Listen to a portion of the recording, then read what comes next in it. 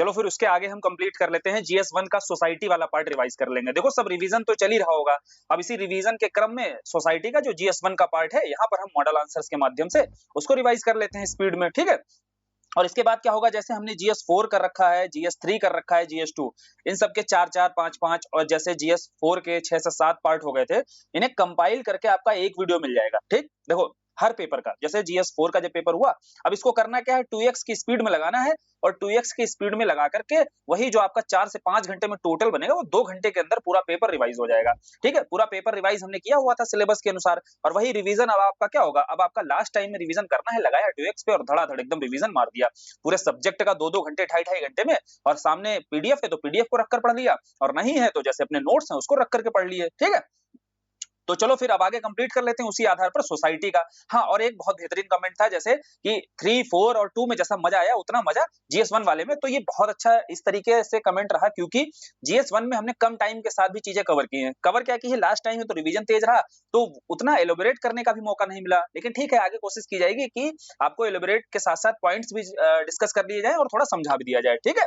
तो ऐसे कमेंट्स वगैरह करते रहा करो, ताकि इंप्रूव करने में भी आसानी रहती है कि कहां पर गलती हो रही है और कहां पर कमियां रह गई उनको और सुधारा जाए, ठीक है।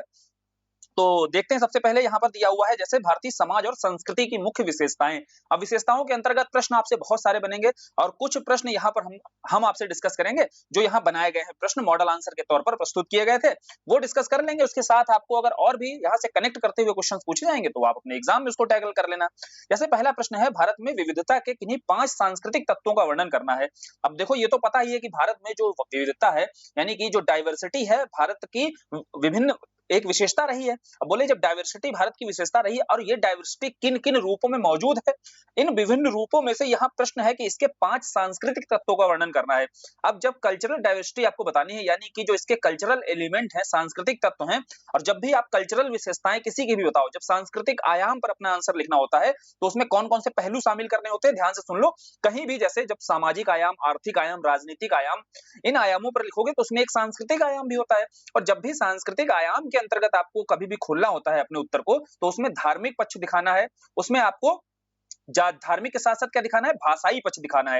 यानी कि भाषाई विविधता है मौजूद, अगर विविधता का दिखा रहे हैं आप एंगल, तो धार्मिक विविधता का लेकर के आपने बता दिया, भाषाई दिखा दिया, फिर क्या नृत्य और संगीत को लेकर के, यानी कि जो रीति रिवाज होते हैं, ठीक है। कल्चर में क्या शामिल होता है, जो रीति रिवाज है, पहनावा है, ठीक है, या फिर आपका जो खान पान है, ठीक है, या फिर इसके साथ आप जातिगत व्यवस्था भी दिखा सकते हो, कल्चर का हिस्सा होती है। तो ये सारे पहलू जो होते हैं, इन सारे पहलुओं पर ही आपको क्या होना है, आपको इन्हीं पहलुओं पर ही अपने उत्तर को लेकर जाना है। क्लियर? तो दिशा क्लियर हो गई, दिशा क्लियर होने के साथ आपको लिखने में दिक्कत नहीं होगी। बोले जो डाइवर्सिटी में यूनिटी है हमारे यहाँ, भारत की विशिष्टता है, और यही विशिष्टता ही भारत को अन्य राष्ट्रों से पृथक करती है। क्लियर?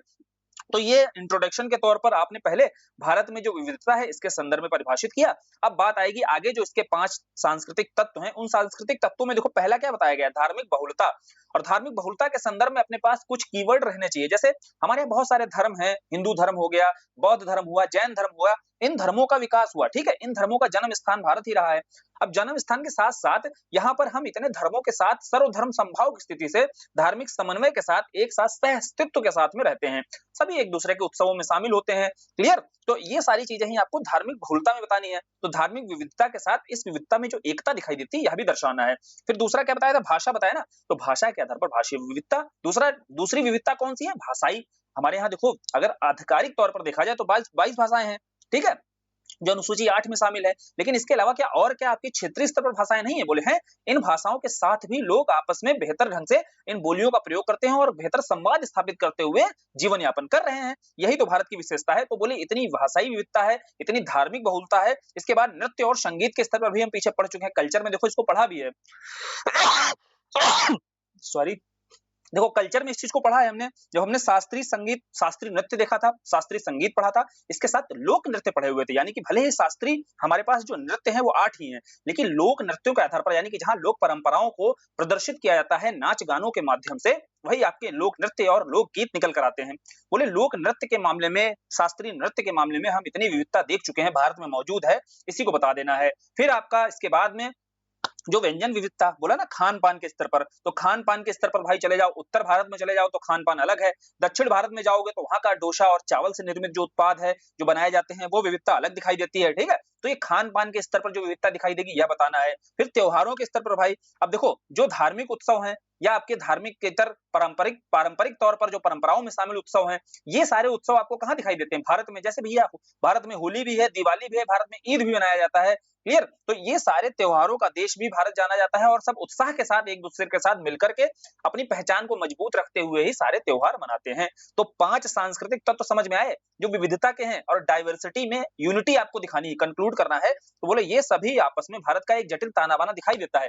जिस आधार पर लोगों ने क्या कहा था भाई, लोगों ने जब भारत आजाद हुआ था औपनिवेशिक काल में क्या बोला जाता था कि भारत इतनी विविधता को समाहित करते हुए कैसे अपनी अखंडता को बनाकर रखेगा। ठीक है, तो यही हमारे सामने प्रत्यक्ष उदाहरण है। इतने वर्षों के बाद भी भारत ने सह अस्तित्व के साथ में या सर्वधर्म समभाव के साथ रहते हुए या साझा संस्कृति को साझा करते हुए ये भारत ने क्या किया है, भारत ने अपने अस्तित्व को अभी तक बनाकर रखा है और आगे जो विश्व गुरु बनने की दौड़ है इसमें सबसे आगे खड़ा हुआ है। ठीक है, क्लियर, समझ में आया। तो यही सारी चीजें आपको बतानी है, आपको डाइवर्सिटी के स्तर पर जब इस आंसर को ले जाना है और सांस्कृतिक पहचान बतानी है तो सांस्कृतिक जब विविधता बतानी है उनके तत्वों को शामिल करना है तो उन तत्वों में किन एंगल पर लिखना है ये क्लियर हो गया होगा। अब अगला है भाई, अगला प्रश्न है यहीं पर देखो, संयुक्त परिवार से। संयुक्त परिवार का जो जीवन चक्र है यह सामाजिक मूल्यों के बजाय आर्थिक कारकों पर निर्भर है। यहाँ प्रश्न क्या कह रहा है, क्वेश्चन को समझो, इसकी चर्चा करनी, क्या बताना है।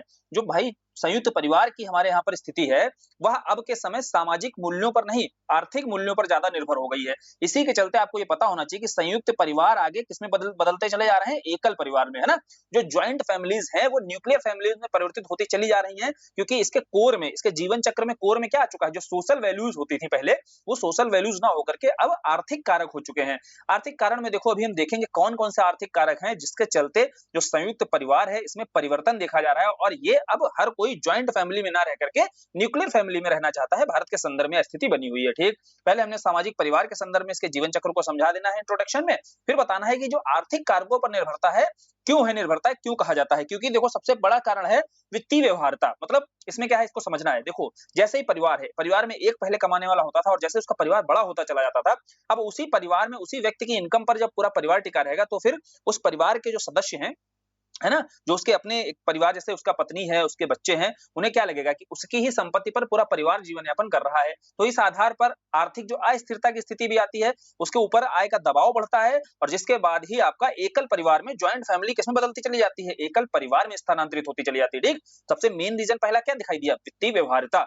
क्लियर, तो ज्वाइंट फैमिली अगर बनाकर रखना है तो सभी को कमाना बहुत जरूरी है। ठीक है, और लेकिन ये ज्यादातर जो भारत के संदर्भ में जो भारत का पारिवारिक ढांचा है, जो सामाजिक संरचना है, इसमें एक ही व्यक्ति पर या दो व्यक्तियों पर निर्भरता पूरे परिवार की अक्सर दिखाई देती है। क्लियर, दूसरा है बदलता हुआ रोजगार और बाजार की जो गतिशीलता है। क्या है इसका मतलब, जैसे देखो बाजार का बदलता हुआ, जैसे आप समझिए वैश्वीकरण जैसी चीजें आई तो लोगों ने क्या किया, लोगों ने बाहर जाना शुरू किया। ठीक है, लोगों ने ग्रामीण क्षेत्र से निकल करके शहरी क्षेत्रों में जाना शुरू किया। अब शहरीकरण हुआ या वैश्वीकरण हुआ, इस संदर्भ में जब बाहर जाएंगे तो अपने परिवार को भी लेकर बाहर जाएंगे। अब परिवार जब बाहर जाएगा तो यह जो ज्वाइंट फैमिली थी, ज्वाइंट फैमिली से धीरे धीरे करके सभी के परिवार अलग जाना शुरू हो गए और बाहर बसने शुरू हो गए। इसने उद्भव किया किसका, ज्वाइंट फैमिली से न्यूक्लियर फैमिली का। क्लियर, समझ में आया।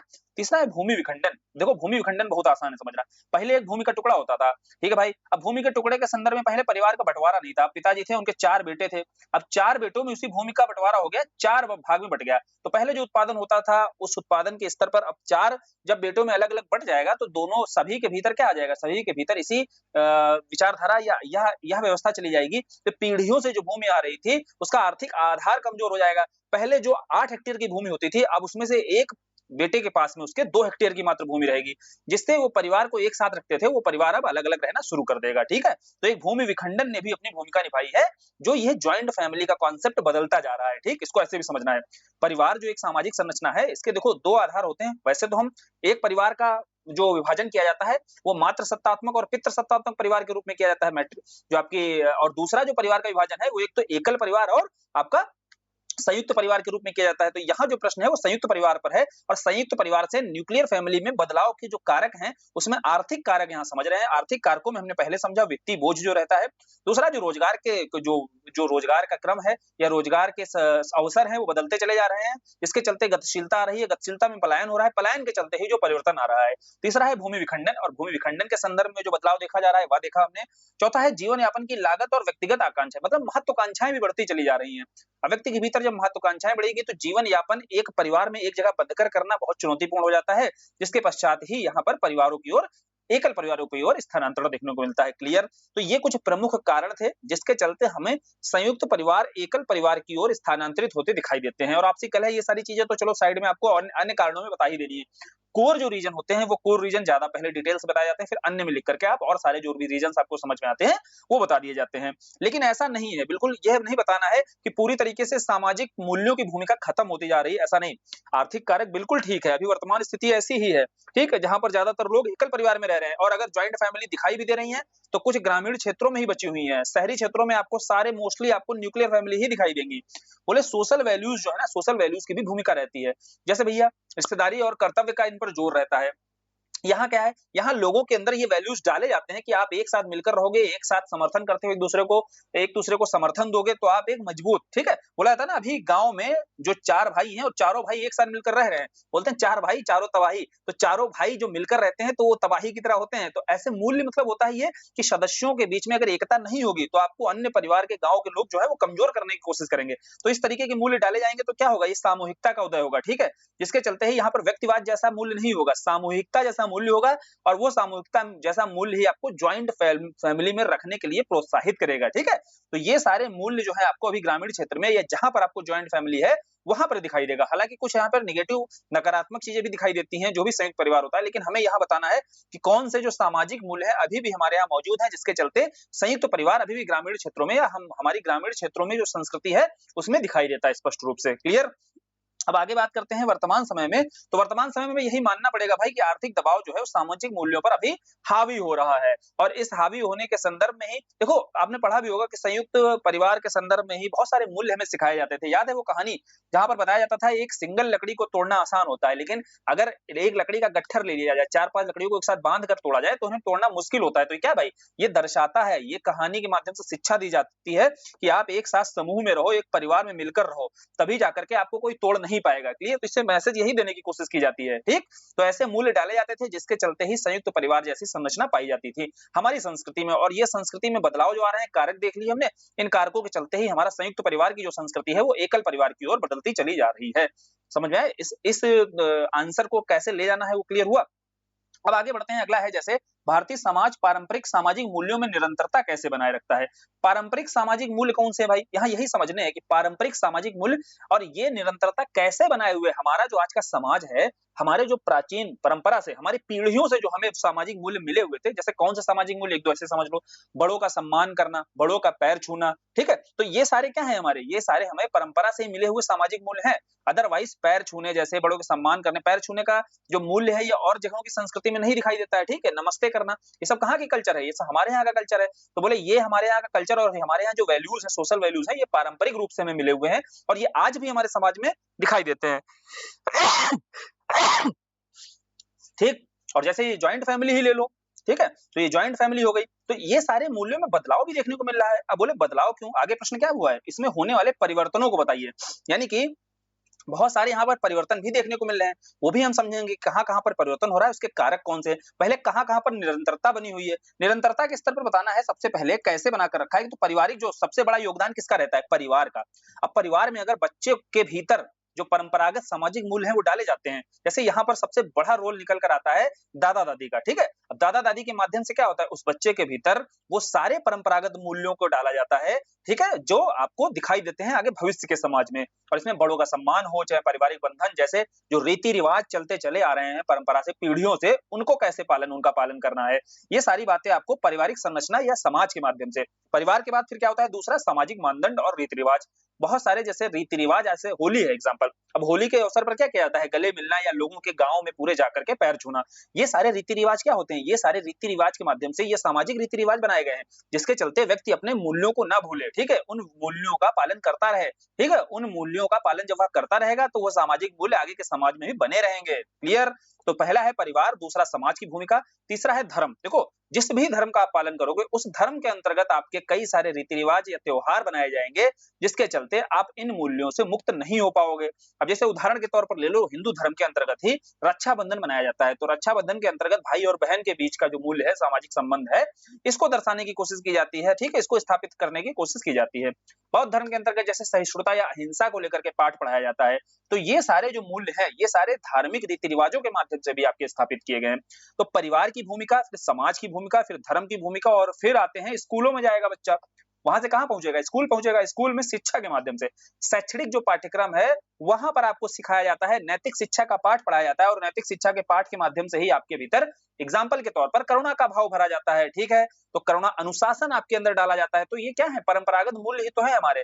इन मूल्यों को आपके भीतर कैसे इनका बीजारोपण किया जा रहा है, ये समझा दिया। और यही सारे परंपरागत जो सामाजिक मूल्य है, ये हमारे भारतीय समाज में आज कैसे दिखाई दे रहे हैं, उसमें किनका रोल है, और पहले यही पूछा था कैसे दिखाई दे रहे हैं। कैसे दिखाई दे रहे हैं मतलब क्या बताना है आपको, किसका किसका रोल है? तो पहला रोल कहां बताया आपने? जहां पैदा हुआ बच्चा, परिवार का।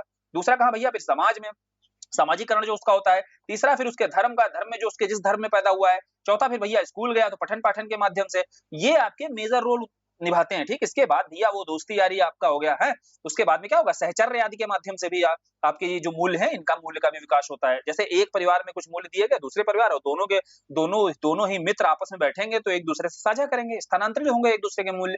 तो यह भी एक प्रमुख माध्यम रहता है हमारे समाज में, जो परंपरागत मूल्यों का विकास हो रहा है, ठीक। ये हो गया परंपरागत मूल्य कैसे दिखाई दे रहे हैं। अब इसमें परिवर्तन, बात आई यहाँ पर कि परिवर्तन कैसे होता है। तो सबसे बड़ा परिवर्तन आपको बताना है आज के समय की जो आधुनिक जीवन शैली है, और इस जीवन शैली में एकल परिवार, फिर शहरीकरण, उपभोक्तावाद या व्यक्तिवाद, जो वेस्टर्न कल्चर है, वेस्टर्न कल्चर से प्रभावित होकर के हमारे यहाँ समाज में आज के समय उपभोक्तावादी संस्कृति दिखाई देती है, व्यक्तिवाद दिखाई दे रहा है। और एकल परिवार और शहरीकरण के चलते भी आपकी क्या है, यह जीवन शैली आपके परंपरागत मूल्यों पर ना आधारित होकर के आधुनिक मूल्य, और आधुनिक मूल्यों में ही आपको ये सारी चीजें दिखाई देंगी, ठीक, परिवर्तित होती जो दिखाई दे रही है। फिर लैंगिक समानता के तौर पर महिलाएं क्या कर रही हैं? महिलाओं की भूमिका बढ़ेगी। अब महिलाओं की भूमिका बढ़ेगी तो महिलाएं नेतृत्व की क्षमता, नेतृत्व की स्थिति में आएंगी, ठीक है, उनकी पोजीशन नेतृत्व, लीडरशिप वाली होगी। अब लीडरशिप के संदर्भ में जो बहुत सारे मूल्य ऐसे सिखाए जाते हैं महिलाओं के संदर्भ में, जो रूढ़िवादी मूल्य होते हैं, उन रूढ़िवादी मूल्यों को तोड़ने का यहाँ पर प्रयास किया जाएगा, और ठीक है, यह कदम ठीक है। तीसरा है भाई विवाह का स्वरूप। तीसरा एक मूल्य यहाँ पर विवाह का स्वरूप बदल रहा है। कैसे? समझो बात को।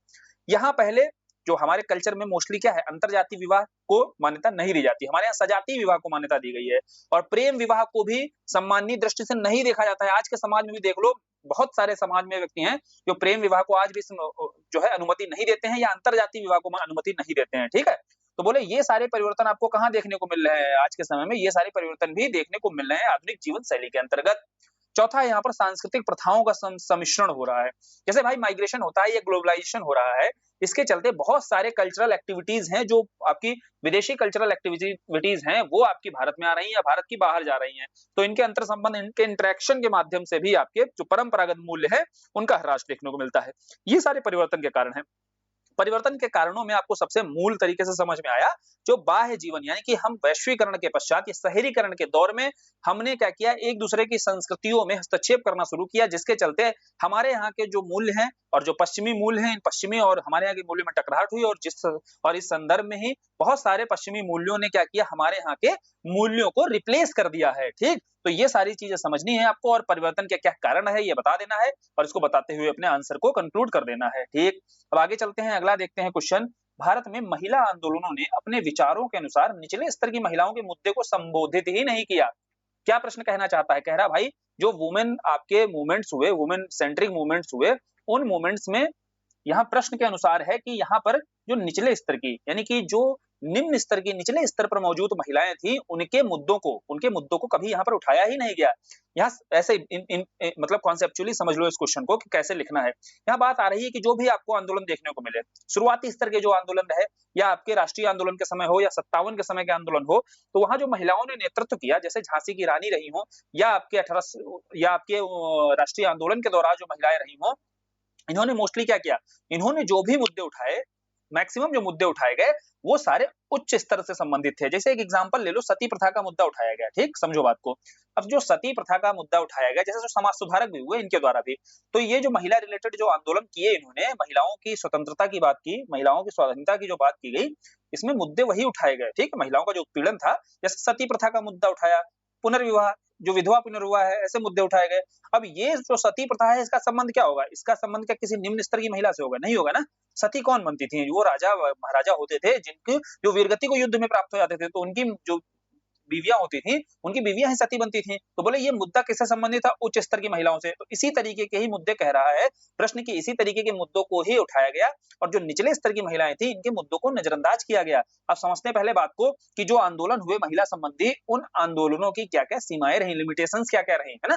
पहली बात है कि अभिजात वर्ग के द्वारा क्यों भाई ऐसा हुआ क्यों? पहले तो ये बताओगे ना कि क्या ऐसा है, और ऐसा अगर कोई कह रहा है, अगर स्टेटमेंट दिया हुआ है, तो उस स्टेटमेंट के पीछे उसके पहले तर्क बताओ, क्या तर्क रहे होंगे ऐसा कहने के? तो पहला तर्क कहता है कि भाई जो ये नेतृत्व किया गया, ये अभिजात वर्ग के द्वारा किया गया, और इसमें ज्यादातर या तो उच्च वर्ग या मध्यम वर्ग की महिलाएं थी, या शहरी पृष्ठभूमि वाली, या फिर जो महिलाएं थी शिक्षित महिलाएं थी। ठीक है भाई, तो ये जो नेतृत्व किया जा रहा है, एक बात बताइए, तो ये महिलाएं जो लीडरशिप कर रही हैं, जो लीडरशिप में दिखाई दे रही हैं, ये मुद्दे भी कौन से उठाएंगे? ये मुद्दे भी अपने ही वर्ग से संबंधित महिलाओं के उठाएंगी। ठीक है, अपने ही जोन में संबंधित महिलाओं के मुद्दे उठाएंगे। तो पहला यही था कि लीडरशिप ही किसके हाथ में थी? निचले स्तर की महिलाओं के हाथ में लीडरशिप नहीं थी। पहला ये दिया गया तर्क। ठीक है, मजबूत तर्क है। दूसरा कहा गया कि उच्च और मध्यम वर्ग की चिंताओं पर ध्यान केंद्रित ज्यादा रहा, यानी कि पहला नेतृत्व किसके द्वारा, दूसरा मुद्दे कौन से? मुद्दों में जैसे कार्यस्थल पर यौन उत्पीड़न, ठीक है, संपत्ति का अधिकार, राजनीति में प्रतिनिधित्व रिप्रेजेंटेशन बढ़ाने की जरूरत है, महिलाएं बोल रही थी, फिर सती प्रथा जैसे मुद्दे जो उठाए गए, ये सारे। तो ये मुद्दे किससे संबंधित हैं? उच्च या तो उच्च वर्ग की महिलाओं से, या मध्यम वर्ग की महिलाओं से। आगे बात करते हैं कि निम्न वर्ग, निम्न स्तर की जो महिलाएं हैं, इनके मुद्दों को सीमित किया गया। ठीक है, इनके मुद्दों को इतनी उपेक्षा दी, जितना तेजी से इनके मुद्दे उठाने चाहिए थे, उन मुद्दों को नहीं उठाया गया। जैसे जाति वर्ग के अंतर विभाजन के प्रभाव की उपेक्षा की गई। यहाँ एक बात को समझना होगा, जैसे भैया आदिवासी महिलाएं थी, ठीक, बढ़िया उदाहरण दिया हुआ, जैसे आदिवासी महिलाएं थी, इनके सामने चैलेंज क्या था? भूमि अधिकार को लेकर के इनके, ठीक है, इनके विस्थापन को लेकर के। तो ये सारे मुद्दे कभी आपको दिखाई नहीं देंगे राष्ट्रीय आंदोलन में उठते हुए, बल्कि बहुत इक्का-दुक्का तरीके से ही उठाए गए। जैसे ज्योतिबा फुले के द्वारा क्या किया गया? ज्योतिबा फुले के द्वारा ही निम्न स्तर की महिलाओं की शिक्षा की बात की जाएगी, जिसका भी विरोध वहीं के समाज के आसपास के लोगों के द्वारा, उच्च वर्ग के लोगों के द्वारा देखने को मिलेगा। तो अगर 1-2 लोगों ने उठाने की कोशिश भी की है, तो उन्हें दबाने की भी कोशिश बुरी तरीके से की गई। ठीक? समझो बात को। तो इसी आधार पर यहाँ आलोचना की जाती है। अब अब बात करते हैं, ये सारी बातें आपको बता देनी है कि किस आधार पर आलोचना हो रही है, लेकिन सीधा-सीधा आपको ये तो बताना नहीं है कि महिला आंदोलन जो हुआ है, वो निम्न स्तर की महिलाओं के अधिकारों को ना उठाने के संदर्भ में तो हुआ नहीं था। इसके चलते कुछ सकारात्मक भी तो योगदान दिखाओगे आप कि नहीं दिखाओगे? तो बोले यह जो महिला आंदोलन था, इसका सकारात्मक योगदान यही था कि इन्होंने जेंडर इक्वालिटी की एटलीस्ट बात तो रखी, और इस जेंडर इक्वालिटी से परिचित तो हुए, यानी कि जागरूकता तो फैलाई इस संदर्भ में। दूसरा जो लीडरशिप वाली बात की जाती है, उसको आप काट सकते हो कि भाई उस समय नेतृत्व तो आप निम्न वर्ग की महिलाओं के हाथ में दोगे, और देने के संदर्भ में क्या हो रहा था? जब आपके पास जागरूकता नहीं होगी, आपके पास अधिकार नहीं होंगे, तो आप लड़ोगे कैसे उनके अधिकारों के लिए? इसलिए नेतृत्व जो है आपका अभिजात वर्ग के हाथों में देना प्रारंभ में, ये समझिए, महिला आंदोलन के संदर्भ में मजबूरी भी रही थी। ठीक है, और साथ ही साथ उन्हीं में से कुछ महिलाओं ने, जैसे ज्योतिबा फुले जैसे उदाहरण आपको देने हैं, जिन्होंने आपका निम्न स्तर की महिलाओं के अधिकारों की बात की, उनकी शिक्षा की बात की। क्लियर? तो ये सारी बातें आपको बतानी है। और फिर सेवा जैसे कुछ संगठन भी हुए। सेवा आप सेल्फ एम्प्लॉयड जो वुमेन ऑर्गेनाइजेशन अथॉरिटी है, तो एसोसिएशन है, ठीक है, सेल्फ एम्प्लॉयड वुमेन एसोसिएशन। तो सेवा जैसे जो आपके एसोसिएशन हुए, इन्होंने महिलाओं को निम्न स्तर पर, निचले स्तर पर विशिष्ट आवश्यकताओं से संबोधित किया। ठीक, इला भट्ट का यह देखिए सेवा है आपका फाउंडेशन, और इसके द्वारा कार्य भी किया जाता है। उनकी निम्न मजदूरी के लिए बात की गई, और इस संदर्भ में आपको यह बताना है कि इसका एक सकारात्मक योगदान भी देखने को मिलता है। ऐसा नहीं केवल नकारात्मक चीजें आपको नहीं बतानी है। अब वो तर्क जो दिए जाते हैं कि भाई यह जो आंदोलन रहे, महिलाओं के आंदोलन रहे, ये खासकर जो कहां पर केंद्रित रहे, उच्च वर्ग या मध्यम वर्ग की महिलाओं तक। तो ये तर्क उनके ठीक हैं, और इन तर्कों का कारण भी देखो स्पष्ट किया, चाहे नेतृत्व के आधार पर हो, चाहे जो मुद्दे उठाए गए इसके आधार पर हो, ठीक है, चाहे आगे जो आपका वकालत की गई, ठीक है, आगे जो कार्रवाई की गई, वो सारी बातें आपको बतानी है, ठीक से बता देना है उसको। फिर सकारात्मक कदम भी बताने हैं, ये नहीं है कि इसका केवल आपको नेगेटिव इंपैक्ट ही दिखा देना है। क्या कोई पॉजिटिव कंट्रीब्यूशन नहीं रहा? बोले पॉजिटिव कंट्रीब्यूशन भी रहा है, और वही हमने देखो यहाँ स्पष्ट किया। 4-5 पॉइंट बताते हुए आपको फिर कंक्लूड करना है अपने आंसर को। ठीक है, फिर है आगे आते हैं, आलोचनात्मक परीक्षण करनी है। क्या बढ़ती जनसंख्या गरीबी का कारण है, या भारत में गरीबी जनसंख्या का प्रमुख कारण है? तो अब देखो, गरीबी और जनसंख्या पर इंटरलिंक करते हुए क्वेश्चन है। पहली बात आपको यहाँ पर बतानी है कि जो जनसंख्या वृद्धि है, जनसंख्या वृद्धि क्या गरीबी का कारण होता है? यानी कि अगर जनसंख्या बढ़ रही है, तो उसके चलते भी गरीबी आ सकती है? बोले हाँ, बिल्कुल आ सकती है। और दूसरा कह रहा है कि अगर गरीबी ज्यादा है भाई, तो इसके चलते भी क्या जनसंख्या वृद्धि हो सकती है? बोले बिल्कुल हो सकती है। दोनों इंटरलिंक है, और जनसंख्या वृद्धि होगी तो गरीबी बढ़ेगी। तो यही तो एक साइकिल, एक विशेष साइकिल जो बन जाती है, ठीक। एक जैसे विश्व साइकिल ऑफ पॉवर्टी देखी थी हमने, वैसे ही विश्व साइकिल है कि गरीबी होगी तो उसके चलते उसका दुष्चक्र जब बढ़ेगा तो जनसंख्या बढ़ेगी, और जब जनसंख्या बढ़ेगी तो ऑब्वियस सी बात है ये गरीबी में भी वृद्धि करेगी, ठीक। यही सारी बातें बतानी है, और कैसे कैसे करती है समझते, एक एक करके पॉइंट्स आपको बता देना है।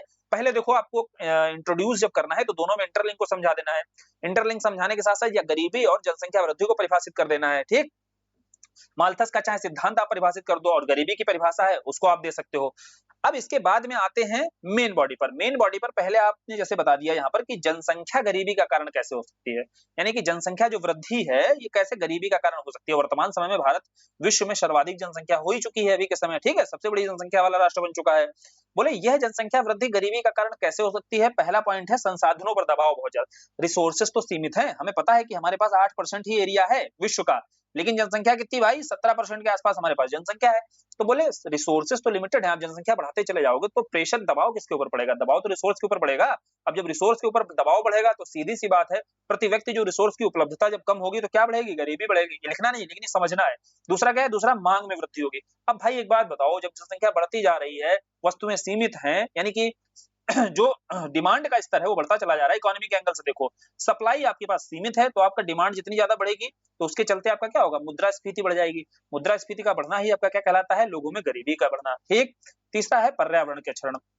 जब भाई संसाधन सीमित है तो उन संसाधनों का दोहन करने का प्रयास किया जाएगा, अब प्राकृतिक संसाधनों पर भी दबाव बढ़ेगा और इसके चलते पर्यावरण का क्षरण होगा, और पर्यावरण का क्षरण भी आपका क्या होता है, गरीबी की आवृत्ति को बढ़ा देता है, ठीक। समझे बात को। अभी हम ये समझ रहे हैं कि जनसंख्या वृद्धि कैसे गरीबी का कारण बनती है, और प्रति व्यक्ति आय में कमी हमने देख ही ली है, इसके चलते भी आपका गरीबी में वृद्धि। और इस जनसंख्या वृद्धि से रोजगार के जितने अवसर रहेंगे, क्या उन रोजगार के सभी अवसरों पर लोगों को एम्प्लॉयमेंट दे जा पाएगा, नहीं दे जा पाएगा। तो इस चक्कर में जब लोगों को एम्प्लॉयमेंट नहीं बढ़ेगा तो बेरोजगारी और अल्प बेरोजगारी बढ़ेगी, और इसके चलते आपका बेरोजगारी के साथ साथ आपकी गरीबी भी देखने को मिलेगी। ये सारे कारण क्या है, ये सारे चीजें हैं जिसके बाद जो आपकी जनसंख्या वृद्धि के पश्चात पैदा होती हैं और जो गरीबी को जन्म देती हैं। ये समझ में आया। और फिर अब अगली बात करते हैं, अगला पॉइंट था क्या गरीबी जो है जनसंख्या वृद्धि का कारण बनती है। बोले बिल्कुल बनती है। देखो भैया, जब कोई गरीब होगा, अब गरीब क्या हो, गरीब के साथ साथ उसमें जागरूकता का भी अभाव होगा। तो जब जागरूकता का अभाव होगा तो जो फैमिली प्लानिंग, परिवार नियोजन संबंधी जो विधियां, इसके प्रति जागरूकता कम होगी तो क्या होगा, आपका टोटल फर्टिलिटी रेट बढ़ा देगा, ठीक है। जो टीएफआर है औसत रूप पर क्या बोली जाती है, दो के आसपास रहनी चाहिए, यानी कि 2 बच्चे रहने चाहिए प्रति परिवार, ठीक। लेकिन ये जो आपका टीएफआर है, जहां पर आपको गरीबी देखने को मिल रही है, उदाहरण से समझो तुरंत। एग्जाम्पल क्या है, बिहार का ले लो। अब बिहार जैसे स्टेट है, यहाँ पर गरीबी आपकी ज्यादा मात्रा में देखने को मिलती है, जिसके चलते इन राज्यों का, जो गरीब राज्य है, इनका टीएफआर भी बढ़ा हुआ दिखाई देता है। और ये टीएफआर का सीधा मतलब है जागरूकता का अभाव है। फैमिली प्लानिंग को लेकर के जो विधियां बताई जाती है सरकार के द्वारा, उनका अभाव दिखता है, और इसके चलते ही आपका वहां पर जो जन्म दर है वो बहुत ज्यादा दिखाई देती है, ठीक। और वहां पर देखो शिशु मृत्यु दर भी बहुत अधिक होगी। जहां आपका गरीबी रहेगी वहां जो शिशु मृत्यु दर अधिक रहेगी, और शिशु मृत्यु दर ज्यादा रहने के कारण ही यहाँ पर परिवारों के द्वारा कोशिश की जाएगी कि बच्चे ज्यादा होंगे। अगर मृत्यु दर के माध्यम से बच्चे 4 हुए, 4 में से 2 अगर नहीं रहते हैं तो 2 तो रहेंगे, जिस कारण भी वह परिवार में क्या होगा, ज्यादा बच्चे होने की संभावना रहेगी। क्लियर। तो टीएफआर बढ़ने के, और टीएफआर बढ़ने का मतलब ही है जनसंख्या वृद्धि होना, समझते चलना। टीएफआर बढ़ने का मतलब ही क्या होता है, जनसंख्या वृद्धि होना। तीसरा है आर्थिक संपत्ति के रूप में देखा जाता है। यहाँ आप सच्चर कमेटी की रिपोर्ट समझ लो। जैसे मुस्लिम धर्म में क्या बोला गया है, उस समुदाय को लेकर के सच्चर कमेटी की रिपोर्ट आती है कि यहाँ बहुत बड़ा रीजन रहा है, जो यहाँ जैसे परिवार में बच्चे अधिक होते हैं ना, रीजन क्या रहता है, बहुत अधिक रीजन है। एक तो उनका जो शैक्षणिक समझिए योग्यता का अभाव होना, इसके चलते वहां जो बच्चों को आर्थिक संपत्ति के रूप में देखा जाता है, यानी कि जितने ज्यादा बच्चे होंगे उतने ज्यादा काम करेंगे और काम करके वो पैसा लाएंगे ज्यादा से ज्यादा, इस संदर्भ में वो ज्यादा बच्चे होते हैं, ठीक है। अब वो बच्चों में योगदान जो है पारिवारिक आय में योगदान देंगे, जिसके चलते वो टीएफआर बढ़ा रहे हैं कंटिन्यू, ठीक है। तो ये इस तरीके बोला जाता है कि उनकी गरीबी को खत्म करना है तो उनके लिए कैपेसिटी बिल्डिंग का काम करना पड़ेगा, उन्हें शैक्षणिक रूप से योग्य बनाना पड़ेगा, ठीक है। अब आगे बढ़ते हैं, अगला देखते हैं। अगला क्या है भाई, स्वास्थ्य सेवाओं और परिवार नियोजन तक भी सीमित। देखो स्वास्थ्य, अगला कौन सा, स्वास्थ्य और शिक्षा वाला मुद्दा है। देखो स्वास्थ्य सेवाएं जब नहीं होंगी या शिक्षा नहीं होगी इन तक उपलब्ध, तो स्वाभाविक सी बात है कि ये सीमितता ही आपकी क्या करेगी, ये सीमितता ही इन परिवारों को जो जनसंख्या वृद्धि की ओर प्रेरित करेगी। तो ये सारे कारण आपको दिखाई दिए कि गरीबी भी आपका जनसंख्या वृद्धि में कैसे अपना योगदान दे सकती है। किसी परिवार का गरीब होना जनसंख्या वृद्धि में कैसे कंट्रीब्यूट करता है, और जनसंख्या में वृद्धि आपकी गरीबी कैसे बढ़ा सकती है, दोनों डायमेंशन पर आपको लिख देना है, और दोनों डायमेंशन को इंटरलिंक करते हुए आपको कंक्लूड करना है अपने आंसर को। क्लियर। अब आते हैं अगला क्वेश्चन, भारत में तीव्र शहरी प्रक्रिया के कारण विभिन्न सामाजिक समस्याओं पर चर्चा करनी है। देखो बात को समझो, यहाँ पर प्रश्न है आपका शहरीकरण की बढ़ती जो दर है। शहरीकरण तो आप बता ही सकते हो, गांव से शहरों की ओर पलायन और क्यों होता है, उसमें पुश फैक्टर होते हैं, पुल फैक्टर होते हैं, यानी कि गांव से कौन से ऐसे फैक्टर हैं जो पुश करते हैं और शहरों के कौन से ऐसे फैक्टर हैं जो उसे पुल करते हैं, ठीक, खींचते हैं शहर की ओर। चाहे बढ़िया रोजगार हो, बढ़िया शिक्षा हो, बढ़िया स्वास्थ्य हो, ये सब क्या करते हैं, उसको पुल कर रहे होते हैं कि आ जाओ भैया यहाँ रहो आकर के। और ग्रामीण से पुश फैक्टर कौन से, जैसे परिवार के लिए सोचता है वो व्यक्ति, ठीक है, इनकम के लिए अपनी सोचता है, तो ये सारे कौन से उसके लिए पुश फैक्टर का काम करते हैं, ठीक बेहतर अपने लाइफ स्टाइल के लिए, ठीक, ये सारी चीजें उसको पुश करती हैं। तो चलो ये तो हो गया शहरीकरण क्यों बढ़ रहा है और शहरीकरण क्या है ये समझा दिया। अब बढ़िया तरीका यही होगा, तीव्र शहरीकरण की प्रक्रिया के कारण उत्पन्न विभिन्न सामाजिक समस्याएं, कौन कौन सी समस्याएं पैदा हो जाती हैं। ये सामाजिक समस्याएं अगर आपको समझनी भी हैं तो इन सामाजिक समस्याओं को समझना होगा ऐसे कि जो शहरी क्षेत्र में जहां ये जा रहे हैं भाई, शहरी क्षेत्र में तेजी से शहरीकरण हो रहा है, इसके चलते वहां पर कौन कौन सी उस समाज में या वो समाज में रहने वाले लोगों के लिए या उन लोगों के लिए जो वहां पहुंच रहे हैं, स्टेक होल्डर तो यही है, एक तो उनके लिए समस्या होगी जो वहां रह रहे हैं, दूसरा इनके लिए समस्या होगी जो वहां पहुंच रहे हैं, इनके लिए कौन कौन सी समस्याएं पैदा हो रही हैं। यही तीव्र शहरीकरण के सामने समस्या है और इसके साथ सरकार के समझ कौन सी समस्या हो रही है। भाई सरकार को प्रबंधित भी तो करना है और शहरीकरण जब अति शहरीकरण में बदल जाएगा तो वो प्रबंधित भी नहीं कर पाएगी, तो तीसरी समस्या ये आपको इस डायमेंशन पर लिखना है, क्लियर। तो अब इसमें डेटा बढ़िया है कि देखो यूएन की जो रिपोर्ट आती है इसमें बोला गया कि 2035 तक भारत में 50% जनसंख्या जो है वो शहरी क्षेत्र में रहेगी यानी कि समझो कि जो आपका 1960 के आसपास जनसंख्या थी, मात्र 18% के आसपास शहरी जनसंख्या थी वही 2023 में आपकी जनसंख्या 24 में कितनी हो गई, 30% के आसपास हो गई है। और वही आपकी 2035 में यूएन के अनुसार 50% जनसंख्या जो है शहरी क्षेत्र में रहेगी। तो शहरीकरण कितना हो जाएगा, 50% रह जाएगा। तो ये भी आप ग्राफ के माध्यम से भी दर्शा सकते हो। अब इसके बाद में आपको बताना है कि तेजी से शहरीकरण के कारण कौन कौन सी सामाजिक समस्याएं उत्पन्न हो रही। अब तेजी से जब शहरीकरण की ओर जाओगे तो सबसे बड़ी समस्या है, रहोगे कहाँ, रहोगे तो उसी शहर में, उसी क्षेत्र में। अब दिल्ली जैसे शहर में देख लो भाई, शहरीकरण इतनी तेजी से बढ़ा है जिसके चलते जो यहाँ की डेंसिटी है वो सर्वाधिक है। अब इसके चलते आपको क्या होगा, सबसे बड़ी समस्या होगी आवास में, रहने में दिक्कत कहाँ आने वाली है, रहने में दिक्कत आने वाली है। और केवल रहने में तुम्हारे नहीं दिक्कत आने वाली है, जो यहाँ के लोग हैं उनके रहने में दिक्कत आने वाली है, ठीक। तो बोले आवास में, किफायती आवास में कमी दिखेगी, जिसके चलते किसका विकास होगा, मलिन बस्तियों का विकास होगा, ठीक, सब इंटरलिंक है एक दूसरे से। तो आवास की समस्या के चलते ही मलिन बस्तियों का विकास होता है। अब इन्हीं मलिन बस्तियों में ही आपको पता होना चाहिए, मुंबई जैसे शहर हैं जहां पर धारावी जैसी, जहां 10 लाख के आसपास लोग मलिन बस्तियों में रहते हैं, क्लियर। तो ये धारावी जैसी जो मलिन बस्तियां हैं, ये उदाहरण के तौर पर आपको बताना है, तीव्र शहरीकरण के चलते ही इनका विकास हुआ। और ये आवास संकट पहला हमने देखा, शहरीकरण के चलते कौन सी सामाजिक समस्याएं आती हैं। दूसरा बताया हमने, सामाजिक जो समस्याएं बनेंगी, जैसे मलिन बस्ती में रहने वाले लोगों के द्वारा लोगों का क्या किया जाता है, बहिष्कार का भी इनको सामना करना पड़ता है। और बहिष्कार के साथ साथ ऐसा नहीं, समाज में जब बताना है तो इनकी शिक्षा को लेकर बताना है, इनके स्वास्थ्य को लेकर बताना है। ना तो इन्हें गुणवत्तापूर्ण शिक्षा मिलेगी, ना तो इन्हें सम्मानजनक, ना तो इन्हें शिक्षा मिलेगी, ना ही इन्हें गुणवत्तापूर्ण स्वास्थ्य मिलेगा। तो चाहे स्वास्थ्य के स्तर पर हो, चाहे रहने के स्तर पर हो, चाहे शिक्षा के स्तर पर हो, हर जगह इन्हें संकट का सामना करना पड़ता है। फिर बुनियादी ढांचे की, इंफ्रास्ट्रक्चर का। अब इस इंफ्रास्ट्रक्चर के अंतर्गत जहां ये रह रहे होंगे वहां क्या स्वच्छ जल मिलेगा, इनको नहीं मिलेगा, ना स्वच्छता, ठीक है, गंदगी भी आपकी रहेगी, यहाँ पर प्रदूषण से जूझेंगे ये। तो इस देखो आए थे किस लिए, अपना लिविंग स्टैंडर्ड बेहतर करने, लेकिन अति शहरीकरण की समस्या के चलते रहना पड़ रहा है उन्हें और बुरी स्थिति में, क्लियर, समझ में आया। इस शहरीकरण से बिल्कुल सामान्य तरीके से सोचो, सामान्य तरीके से पॉइंट जनरेट होंगे, ठीक है। उसके बाद में भाई आए, और किस लिए आए थे, रोजगार के लिए, रोजगार के अच्छे अवसर मिलेंगे। और झेल क्या रहे हैं यहाँ पर, बेरोजगारी, अल्प रोजगार, यानी कि रोजगार की चाहत में आए थे और यहाँ बेरोजगारी की समस्या का सामना करना पड़ रहा है। ये सारी समस्याएं हैं जो अति शहरीकरण के पश्चात आपकी सामाजिक समस्याएं उत्पन्न होती हैं, ठीक है। पहचान का भी एक संकट रहता है, जैसे यहाँ वो क्या करते हैं, यहाँ गुमनामी की जिंदगी जीते हैं। अब गांव में भाई साहब जानते हैं फलाने साहब को कि वो देखो लाट साहब जा रहे हैं, ठीक है, लेकिन जैसे शहर में पहुंचते हैं तो यहाँ पे शहर में एक गुमनामी संस्कृति में जीने लगते हैं। यहाँ नहीं जानते भाई, अनप्लान्ड तरीके से जब शहरीकरण होगा, मलिन बस्तियों में रहेंगे तो एक पहचान का संकट रहेगा, और यही पहचान का संकट उन्हें अवसाद में डाल देता है, डिप्रेशन में डाल देता है, क्लियर। और फिर डिप्रेशन में जाते ही क्या करेंगे, नशे की लत, ऐसी लत लगेगी, और फिर कहाँ जाएंगे, क्राइम की ओर भागेंगे, जाएंगे, फिर वो क्राइम की ओर जाएंगे। तो अपराध की जो संस्कृति का जन्म हो रहा है वो कैसे होता है, या भाई यहाँ क्यों आए थे, पैसे कमाने आए थे कि नहीं आए थे, है इनकम को बढ़ाने। अब इनकम जब नहीं बढ़ पाएगी तो फिर इनकम बढ़ाने का वो क्या देखेंगे, इनकम बढ़ाने का दूसरा तरीका निकालेंगे, और दूसरे तरीके में ही आपको क्राइम की जो घटनाएं है ना, जो अपराध बढ़ रहे हैं शहरी क्षेत्रों में, वो अपराध की संस्कृति का जन्म होगा, क्लियर, समझ में आया। तो ये सारी समस्याएं पैदा होने वाली हैं। फिर उसके बाद पर्यावरण का क्षरण। अब देखो पर्यावरण का दोहन करना शुरू ही करेंगे, क्योंकि अब पर्यावरण का दोहन अगर नहीं होगा तो ये जो पॉल्यूशन है, चूंकि शहरीकरण बहुत ज्यादा बढ़ेगा तो मांग बढ़ेगी। अब मांग के संदर्भ में आपका जैसे वाहन के स्तर पर ही ले लो, चाहे ई ई वाहन रहे हो, चाहे लोगों के व्यक्तिगत वाहन रहे हो, इनकी संख्या बढ़ती है तो ये संख्या बढ़ने के साथ ही क्या पैदा करते हैं, पॉल्यूशन पैदा करते हैं कि नहीं। और ये प्रदूषण आपका एनवायरनमेंट के साथ साथ मानव स्वास्थ्य के लिए भी खतरा है, ठीक है। तो यह आपका समस्या रहेगी अगली, कि ये जो आपका पर्यावरण का क्षरण है या स्वास्थ्य समस्याएं हैं ये पैदा होंगी, ठीक। तो ये सारी समस्याएं हम लोगों ने देख ली, अति शहरीकरण के चलते जो समस्याएं पैदा हुई। अब इसमें आपको समाधान भी बताते चल रहे हैं। समाधान के स्तर पर आपको देखो, शहरीकरण का जो विकास है वो सतत स्तर पर होना चाहिए, एसडीजी 11 का यहाँ उल्लेख कर दो।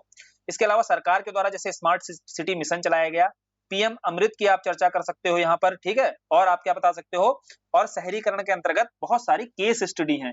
जैसे केस स्टडी में हम लोग पढ़ी थी कि गुजरात के क्षेत्र में क्या हुआ, चूंकि शहरीकरण बहुत ज्यादा है, अब वहां चूंकि भूमि भी नहीं मिलती है, जमीन की भी समस्या रहती है, तो एक हॉस्पिटल, एक रेस्टोरेंट था, रेस्टोरेंट के ऊपर छत जैसे खाली थी, ठीक है, गुजरात की बात है। तो उस छत पर क्या खोल दिया गया, छत पर हॉस्पिटल खोल दिया गया। तो बोले भूमि की समस्या वो भी खत्म और बेहतर स्वास्थ्य की समस्या वो भी खत्म। फिर जैसे हाईवेज वगैरह थे ना, हाईवेज वगैरह रहते हैं ना शहरों में, उसके नीचे जगह रहती है पिलर के पास में, यहाँ पर आंगनबाड़ी चला दी गई। अब आंगनबाड़ी चलाने के चलते क्या हुआ, जो एजुकेशन जैसी समस्या होती थी, गुणवत्तापूर्ण शिक्षा, तो यहाँ लोगों को आंगनबाड़ी के माध्यम से उन्हें शिक्षा बेहतर दी गई, ठीक। तो ये सारे कुछ ऐसी सफल केस स्टडी है जिसके माध्यम से अति शहरीकरण की समस्या को साधने का प्रयास किया जाता है। इसको आप चाहो तो चर्चा कर दो, क्लियर। तो जब भी आपको कंक्लूड करना है शहरीकरण से समस्याओं के साथ, आपको वे फॉरवर्ड समाधान देते हुए अपना आंसर बताना होगा, ठीक है। तो समाधान के भी 4 से 5 पॉइंट्स आपके पास लिखे होने चाहिए। अब आगे चलते हैं, अगला क्वेश्चन देख लेते हैं। प्रश्न है, वैश्वीकरण को आमतौर पर सांस्कृतिक समरूपता को बढ़ावा देने वाला माना जाता है, लेकिन इसके कारण भारतीय समाज में सांस्कृतिक विशिष्टता मजबूत होती दिख रही है। क्या मतलब है, यहाँ समझो। देखो, वैश्वीकरण बेसिकली कैसे जाना जाता है, वैश्वीकरण की शुरुआत भारत के संदर्भ में कब होती है, 1991 के दौर में आपका वैश्वीकरण, निजीकरण और उदारीकरण को बढ़ावा दिया जाता है, ठीक है। एलपीजी जो रिफॉर्म्स आप पढ़ते हो, उसी संदर्भ में वैश्वीकरण का समाज पर प्रभाव जब देखा जाता है, तो अब देखो भारत और पाकिस्तान की संस्कृतियां जैसे संपर्क में आती हैं। अब इन दोनों की संस्कृतियां संपर्क में आने के पश्चात दोनों की संस्कृतियां मिक्स होती हैं, मिश्रित होती हैं, तो दोनों में समरूपता देखने को मिलती है। आमतौर पर यही कहा जाता है कि जब ग्लोबलाइजेशन का दौर शुरू होता है तो दोनों संस्कृतियों में एक जैसी समरूपता देखने को मिलती है। सामान्यतः तो यही है परिभाषा, वैश्वीकरण का मतलब यही है। लेकिन भारत के संदर्भ यह कह रहा है कि लेकिन इसके कारण एक चीज और देखने को मिली है कि भारतीय समाज में हमारा जो कल्चर है थोड़ा और विशिष्ट भी होता जा रहा है। ऐसा नहीं कि हमारी संस्कृति और जो विदेश की संस्कृति है, यानी कि विदेशी संस्कृति और भारतीय संस्कृति, जिसको पश्चिमी संस्कृति और भारतीय संस्कृतियों का मिक्सअप तो होता ही होता है, इसमें समरूपता तो बनती ही बनती है। इसके साथ साथ हमारी संस्कृति के भी कुछ अवयव ऐसे रहते हैं जो इसको भारतीय संस्कृति को विशिष्ट भी बनाते हैं। अब हम समझते हैं कि कैसे हमारी संस्कृति विशिष्ट होती जा रही है, किन किन पहलुओं पर और कहां कहां पर ये समरूप होती जा रही है संस्कृतियां, ठीक है। क्वेश्चन समझ में आया, इसी को स्पष्ट करना है। तो पहले जो आपका पार्ट रहेगा, फर्स्ट पार्ट में आपको बताना है कि सांस्कृतिक समरूपता के पक्ष में जो तर्क देते हैं कि सांस्कृतिक समरूपता कैसे देखने को मिलती है। इसमें मीडिया और ब्रांड्स का जो प्रभुत्व बढ़ता जा रहा है, सबसे पहले भाई मीडिया और ब्रांड्स का प्रभुत्व बढ़ने के साथ साथ मीडिया के संदर्भ में बताना है कि हॉलीवुड हो गया या स्ट्रीमिंग जो प्लेटफॉर्म्स होते हैं, और जो ब्रांड्स के संदर्भ में देखा जाए, जैसे भोजन में क्या होता है, मैकडोनाल्ड, आपका मैकडोनाल्ड का बर्गर खाया ना, तो मैकडोनाल्डीकरण होता जा रहा है। कैसे मैकडोनाल्डीकरण होता जा रहा है समझो, भारत में भी आपको उसी आधार पर बर्गर देखने को मिलते हैं कि नहीं मिलते हैं। तो बोले ये जो संस्कृतियां है ना, हम बाह्य संस्कृति को अपनाने की कोशिश करते हैं और दोनों को समरूप बनाने की कोशिश कर रहे हैं, ठीक है। और जो वेस्टर्न कल्चर में आपने देखा होगा, जैसे उनकी जो जीवन शैली है इसको अपनाने की कोशिश करते हैं। अब इसकी जीवन शैली में ही हमने पीछे पढ़ा था ना, जब आधुनिक जीवन शैली को अपनाते हैं। आधुनिक जीवन शैली में क्या है, उपभोक्तावादी संस्कृति, ठीक है। महंगी कारें, महंगे ब्रांड्स, ये सब क्या है, ये उपभोक्तावादी संस्कृति है। व्यक्तिवाद को बढ़ावा दिया जाता है। तो ये सारे जो मूल्य हैं, आधुनिक मूल्य हैं, इनका प्रभाव दिखाई दे रहा है किसके चलते, वैश्वीकरण के चलते। बात को समझने की कोशिश करना, जो वेस्टर्न कल्चर है उस वेस्टर्न कल्चर का जब हम अंधानुकरण, एक तरीके से अंधानुकरण ही होने लगता है, तो दोनों में सजाती या समरूपता पाई जाती है। तो सांस्कृतिक जो समरूपता है, ये पहले स्तर पर हमें मीडिया के स्तर पर या ब्रांड्स के प्रभुत्व के स्तर पर देखने को मिलती है, ठीक। दूसरा होता है जीवन शैली के स्तर पर, हम जो पश्चिमी जीवन शैली है उसको अपनाने की कोशिश करते हैं। तीसरा जो मानकीकरण है, यानी कि जो मानक बनाए जाते हैं, वो मानक बेसिकली अंतरराष्ट्रीय मानदंडों के अनुरूप ही तैयार किए जाते हैं। यानी कि अंतरराष्ट्रीय मानदंड जो निर्धारित कर दिए गए हैं, इसके आधार पर हम अपने घरेलू मानदंड भी स्थापित करने की कोशिश करते हैं, जिसके चलते हमारी कल्चर की जो विशिष्टता है वो कमजोर होती जा रही है। ये जस्ट अपोजिट वाली बात है कि हमारी कल्चर की अपनी कुछ विशिष्टताएं नहीं थी। यानी कि हमारा जो खादी है कपड़ा, इसकी अपनी विशिष्टताएं थी, लेकिन एक समय ऐसा आया जब हमने खादी कपड़े का त्याग करते हुए राष्ट्रीय आंदोलन में देखो खादी जो हुआ, खादी केंद्र बिंदु में रहा, भारतीय पहचान की, भारतीय संस्कृति की जो पहचान थी उसके केंद्र बिंदु में रहता था। लेकिन जैसे ही हम ग्लोबलाइजेशन के दौर में आए तो हमने खादी छोड़ करके हमने क्या किया, वेस्टर्न जो पहनावा है, वेस्टर्न खान पान है, इसको अपनाना शुरू किया और इसको अपना करके इसे ही मानकीकरण का एक हिस्सा बना लिया। यानी कि भाई आप अगर बर्गर खाते हो, चाइनीज अगर आप फूड खाते हो, ठीक है, आप मैक्सिकन फूड खाते हो, तो आप कहां पर एग्जिस्ट करते हो, आपका स्टैंडर्ड बेहतर है और आप अगर इस ब्रांड्स के कपड़े पहनते हो तो आप बेहतर हो, ठीक है। वही उस हम अगर भारतीय संस्कृति के अनुरूप आप अगर खादी कपड़ा पहनते हो तो उसको मानकीकरण के निचले स्तर पर लेकर देखा गया। समझे बात को? तो ये होती है, हमने समरूप बनाने की कोशिश की, अपनी संस्कृति को वेस्टर्न कल्चर के समरूप बनाने की कोशिश की, यही बात की जा रही। आमतौर पर वैश्वीकरण इसी रूप में जाना जाता है। क्लियर, समझ में आया क्वेश्चन क्या कहना चाहता है? उस क्वेश्चन कहने के आधार पर आपके दिमाग में कैसे पॉइंट्स जनरेट होने चाहिए, समझ में आया? समझ मतलब आपको वह लिखी हुई बात समझ में आनी चाहिए, फिर आपके पास पॉइंट जनरेशन बहुत आसानी से हो जाता है। सोसाइटी के आंसर्स ऐसे ही लिखना देखो आसान इसलिए होता है कि आपने अगर उसकी समझ लिया, कहना क्या, पूछना क्या चाहता है वो, और पूछे गए बात को आप कैसे अपनी बातों को परोसना है, जो दैनिक जीवन में आप देखते हो चीजें वही आपको परोसनी होती है वहां पर। फिर यहाँ है सांस्कृतिक विशिष्टता कैसे सुदृढ़ हुई है। सांस्कृतिक विशिष्टता मतलब जो हमारी अपनी भारतीय संस्कृति की कुछ विशिष्टताएं हैं, उन विशिष्टताओं को मजबूत भी तो किया है। मजबूत करने के दौरान बहुत बढ़िया उदाहरण है, जैसे योग और आयुर्वेद को हम देखते हैं। हमारी संस्कृति की कोर में रहा है हमारा आयुर्वेद, ठीक है, हमने चिकित्सा पद्धति में अपनाया है आयुर्वेद को और हमने योग को महत्व दिया है। और आज के समय जब, और ये कब हुआ भैया, ग्लोबलाइजेशन के दौर के पश्चात ही आपने योग को भी निर्यात किया। साथ ही योग के साथ साथ हमने क्या किया, जब कोविड का दौर आया और कोविड के दौरान ही इसके पश्चात आयुर्वेद पर लोगों का विश्वास बढ़ा, योग की ओर लोगों की रुचि हुई, तो इसके चलते हमारी जो संस्कृति है विशिष्ट हुई कि नहीं हुई। पहले यह योग आयुर्वेद कहां तक सीमित था, जब वैश्वीकरण नहीं था तो भारत के समाज तक ही सीमित था। लेकिन यह धीरे धीरे पूरे वैश्विक समाज में इसकी लोकप्रियता बढ़ती चली गई और इस लोकप्रियता के चलते ही बढ़ते ही हमारी संस्कृति जो है विशिष्ट हुई। समझ में आया कि कैसे विशिष्ट हुई। दूसरा है आर्थिक प्रोत्साहन। अब देखो भाई, आर्थिक प्रोत्साहन कैसे, हमारे यहाँ का कोई उत्पाद है, ठीक है, बहुत प्रचलित है उत्पाद है, अब उस आर्थिक प्रोत्साहन, उसको यदि आर्थिक रूप से प्रोत्साहित किया जाएगा, ई कॉमर्स के प्लेटफॉर्म बनाए जाएंगे और ई कॉमर्स के प्लेटफॉर्म के तहत जो विदेशी कोई भी व्यक्ति है अगर उस वस्तु तक, उस उत्पाद तक पहुंचना चाहता था पहले तो कैसे पहुंचता, लेकिन जब वैश्वीकरण का दौर आया तो एग्जांपल लेते हैं, जैसे कश्मीर की पश्मीना शाल हो गई, इसकी डिमांड बढ़ेगी क्वालिटी को लेकर के या इसको लेकर के जो सुविधाएं रहती हैं वो सारी सुविधाओं का प्रचार प्रसार किया जाएगा, तो उसके पश्चात हमारा जो आर्थिक प्रोडक्ट है या उत्पाद है इसको आर्थिक प्रोत्साहन मिलेगा और आर्थिक प्रोत्साहन के चलते यहाँ पर हमारी भारतीय संस्कृति भी विशिष्ट होती चली जाएगी। ठीक है, डिजिटल मंच है, जैसे अब डिजिटल मंच में जैसे हमारे यहाँ के पॉप सिंगर होते हैं, अब यूट्यूब हो गया, इंस्टाग्राम हो गया, ये जो सोशल मीडिया प्लेटफॉर्म है ना, इन सोशल मीडिया प्लेटफॉर्म के माध्यम से जो हमारे यहाँ के लोकल कलाकार हैं, जो स्थानीय कलाकार हैं, इनके वैश्विक दर्शक हुए होते ना, वैश्विक ग्लोबल पॉपुलैरिटी देखी जाती है। जैसे ग्लोबल पॉपुलैरिटी के स्तर पर बहुत बढ़िया उदाहरण है मिथुन दा। अब मध्य एशिया के क्षेत्र में चले जाओगे तो मिथुन दा की पॉपुलैरिटी बहुत अधिक है, या शाहरुख खान के आप फैन देख लो तो ग्लोबल लेवल पर फैन बहुत ज्यादा है। तो उसका माध्यम क्या रहा, माध्यम रहा यही डिजिटल मंच, और डिजिटल मंच के माध्यम से जो वैश्विक दर्शकों तक जुड़ाव कैसे हो पाया, जुड़ाव किस कारण हो पाया, ये वैश्वीकरण के चलते ही हो पाया। फिर सांस्कृतिक जो हस्तांतरण है, जैसे जो भारतीय भाषाएं हैं, अब भारतीय भाषाएं हो गई या भारतीय उत्सव वगैरह हो गए, इनका हस्तांतरण किसके माध्यम से होता है, प्रवासियों के माध्यम से। दुनिया भर में अगर देखा जाए विश्व में सर्वाधिक प्रवासी हमारे यहाँ भारत से ही मौजूद हैं लोग, ठीक है, भारतीय प्रवासी है, इसी के चलते प्रेषण भी सर्वाधिक हमें प्राप्त होता है। अब ये प्रवासी अगर कहीं बाहर रह रहा है तो कौन सा उत्सव मनाएगा, भारतीय उत्सव मनाएगा ना, तो भारतीय भाषा बोलेगा। तो कम्युनिकेशन में जब दो प्रवासियों के बीच में या अन्य लोगों के साथ ही भारतीय भाषा के बारे में बताएंगे, जानकारी देंगे, भारत के उत्सवों के बारे में बताएंगे, भारत की संस्कृति के बारे में और परिचित कराएंगे लोगों को, तो इसके चलते भी हमारी संस्कृति विशिष्ट होती चली जाएगी। क्लियर, हम वो पॉइंट सारे देखते चल रहे हैं। और फिर पर्यटन, जो सांस्कृतिक स्तर पर पर्यटन है, इसको बढ़ावा दिया जाता है। तो जैसे विदेशी आता है भारत और भारत में उसे हमारी संस्कृति के तहत ही उसे परिचित कराया जाता है, उसका सत्कार किया जाता है, अतिथि देवो भव की भावना के साथ में उसका सत्कार किया जाता है। ठीक, तो ये सारे पहलू हैं जिसके चलते हम भारत की अपनी संस्कृति को वैश्वीकरण के एक आयाम पर मजबूत कर सकते हैं, विशिष्ट बना सकते हैं, और ये विशिष्ट बनाते हैं हमारी संस्कृति को, क्योंकि हमारी संस्कृति में वो ताकत है जो इसे विशिष्टता का लक्षण परिलक्षित करती है। इस तरीके का कंक्लूजन आपको देते हुए अपना आंसर कंप्लीट करना है। वैश्वीकरण का यहाँ पर प्रश्न क्या था, वैश्वीकरण का देखो एक तो प्रभाव पूछा जाता है, अक्सर क्वेश्चन आता रहता है कि वैश्वीकरण का महिलाओं पर क्या प्रभाव पड़ा, तो वहां सकारात्मक और नकारात्मक दोनों प्रभाव बताने हैं। वृद्धों पर प्रभाव क्या पड़ा, वो भी सकारात्मक नकारात्मक, बच्चों पर, तो ये सारे प्रश्न तो आपने तैयार कर लिए होंगे। यहाँ पर हमने देखा कि वैश्वीकरण के चलते सजातीयता, सांस्कृतिक जो सजातीयता है इसकी तो होती ही होती, समरूपता जो होती है, सांस्कृतिक समरूपता तो बढ़ती ही बढ़ती है, लेकिन क्या सांस्कृतिक भारत समाज की सांस्कृतिक विशिष्टता भी बढ़ रही है? बताओगे हाँ भाई बढ़ रही है, इसके पहलू देख लो कौन कौन से पहलुओं पर बढ़ रही है। अगला क्वेश्चन देखते हैं।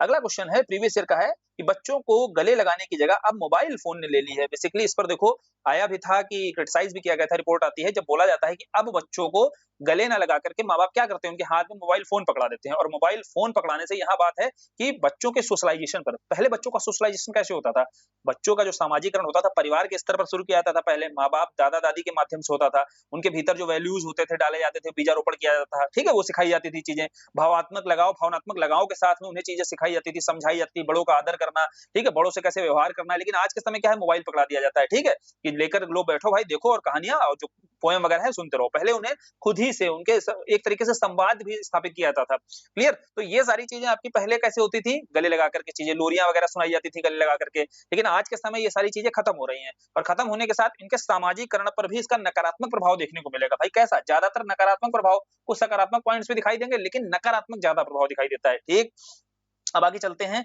इसमें सबसे पहले बताओगे कि बच्चों को गले लगाने की जगह मोबाइल फोन ने ले ली, इसको पहले एलिबरेट करो। अब एलिबरेट जब इसको करोगे तो बताओगे कि लगाव और विश्वास इससे विकसित हो। ठीक, देखो इसके माध्यम से होगा क्या, बच्चों को जब गले लगाया जाता था, शारीरिक संपर्क में लाया जाता था, ठीक है, माँ बाप जब शारीरिक संपर्क में गले लगाते थे तो इससे लगाव और विश्वास की भावना विकसित होती थी। साथ ही ऑक्सीटोसिन का स्राव होता था, जिसके चलते संवेदनात्मक जो पक्ष था वो आपका मजबूत होता था, बच्चों के भीतर भी और माँ बाप के भीतर भी।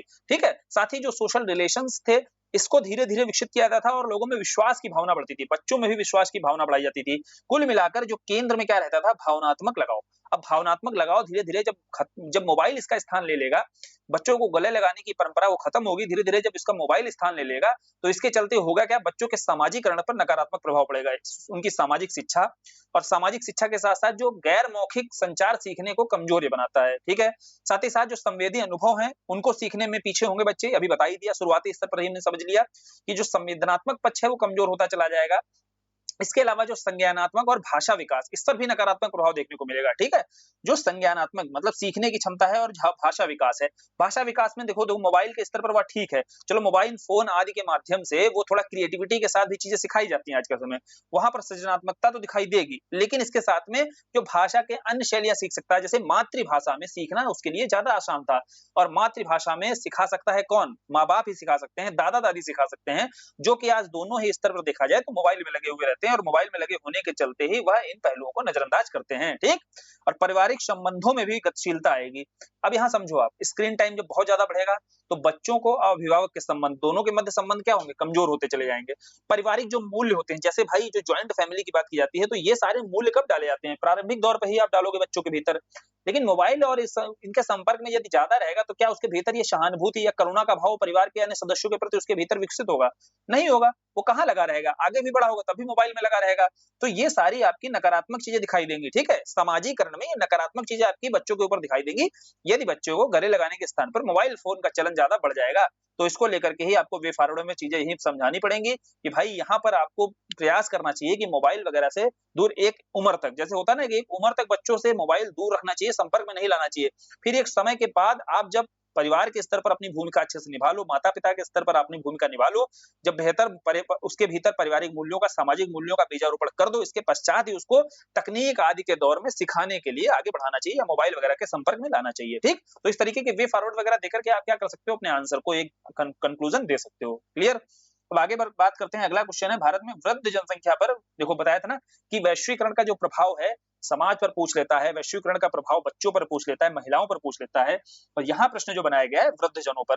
देखो भाई, वृद्धजनों पर जो वैश्वीकरण का प्रभाव, तो यहाँ वृद्धजन बता सकते हो कि 60 प्लस के आधार पर जो वृद्ध बोला जाता है ना, किसे माना जाता है, तो वो समझाते हुए फिर इसके प्रभाव पर आ जाना है। तो पहले सकारात्मक प्रभाव बता दो, फिर नकारात्मक प्रभाव बता दो। तो ग्लोबलाइजेशन के चलते सकारात्मक क्या है, सकारात्मक का बढ़िया है एक, आप बता सकते हो कि देखो वृद्धजनों तक वो तकनीक, बेहतर से बेहतर तकनीक पहुंची है, जिसके चलते उनकी स्वास्थ्य सेवा और उन्नत हुई है, उनको अच्छी स्वास्थ्य सेवाएं मिली हैं। ठीक, अब देखो जैसे भैया वैश्वीकरण के माध्यम से ही कोई अगर परिवार है, उस परिवार के वृद्ध के लिए यहाँ पर चिकित्सीय सुविधा उपलब्ध नहीं है, तो बाहर जाकर के भी वो क्या कर सकता है, उन्हें बेहतर स्वास्थ्य सेवाएं दे सकता है, चिकित्सीय सुविधाएं उपलब्ध करा सकता है। पहला समझ में आया क्लियर तरीके से क्या फायदा हुआ है। दूसरा, जागरूकता में वृद्धि हुई है। देखो वृद्धों को आदि को क्या है, बुजुर्गों के पास जानकारी के लिए निर्णय लेने के संदर्भ में उसे जो डिसीजन मेकिंग पावर है वृद्धों की वो मजबूत हुई है। और इसके चलते ही बहुत सारी जो सरकार की पेंशन स्कीम्स हैं, उन पेंशन स्कीम्स के प्रति जागरूकता बढ़ी है और ये जागरूकता ही वृद्धों को क्या करती है और सशक्त बनाती है, निर्णय लेने की क्षमता उसमें मजबूत करती है। ठीक, तो जागरूकता में यहाँ वृद्धि बता देना है।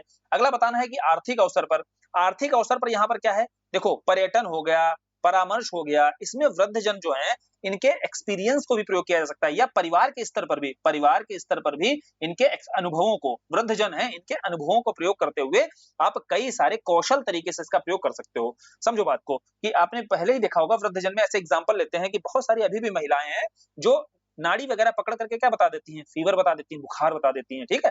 तो उनके पास अनुभव ही तो है, अनुभव के आधार पर बताती हैं। तो बोले उनके एक्सपीरियंस का और साथ ही साथ परिवार के जो बच्चे होते हैं वो भी अपने वृद्धजन का अनुभव लेकर के कई सारे निर्णय ले सकते हैं। इन निर्णयों के माध्यम से भी उनके पास अच्छे अवसर उपलब्ध होंगे, अच्छे अवसर के साथ उनके आय भी सृजन होगी, साथ ही उनके जो हानि है या घाटा है इसकी आवृत्ति भी कम होगी। क्लियर?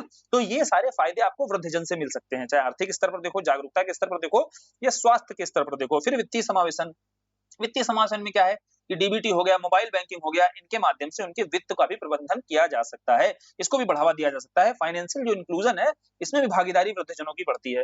तो यहाँ वैश्वीकरण के चलते वृद्धजन को क्या फायदा हुआ है, तो वृद्धजन का एक तो ऐसा समझना है वृद्धजन के इंडिविजुअल स्तर पर क्या फायदा हुआ है और वृद्धजन के माध्यम से जो इन पर निर्भर जनसंख्या है, निर्भर समुदाय है, उसको क्या फायदा हुआ है, वो भी फायदा यहाँ पर ले सकता है इन वृद्धजनों का। तो इन्हीं दोनों आधारों पर ही आपको अपने आंसर को यहाँ पॉइंट्स बताने हैं कि क्या बेनिफिट्स हुए हैं, ठीक है, वैश्वीकरण के चलते। लेकिन नकारात्मक क्या प्रभाव है, नकारात्मक प्रभाव यह है कि जो पारंपरिक पारिवारिक मूल्य है, समर्थन प्रणाली है, वो कमजोर हुई है। अब भैया पारंपरिक परिवार मूल्य में था कि वृद्धों का सम्मान करना चाहिए, बड़ों का आदर करना चाहिए।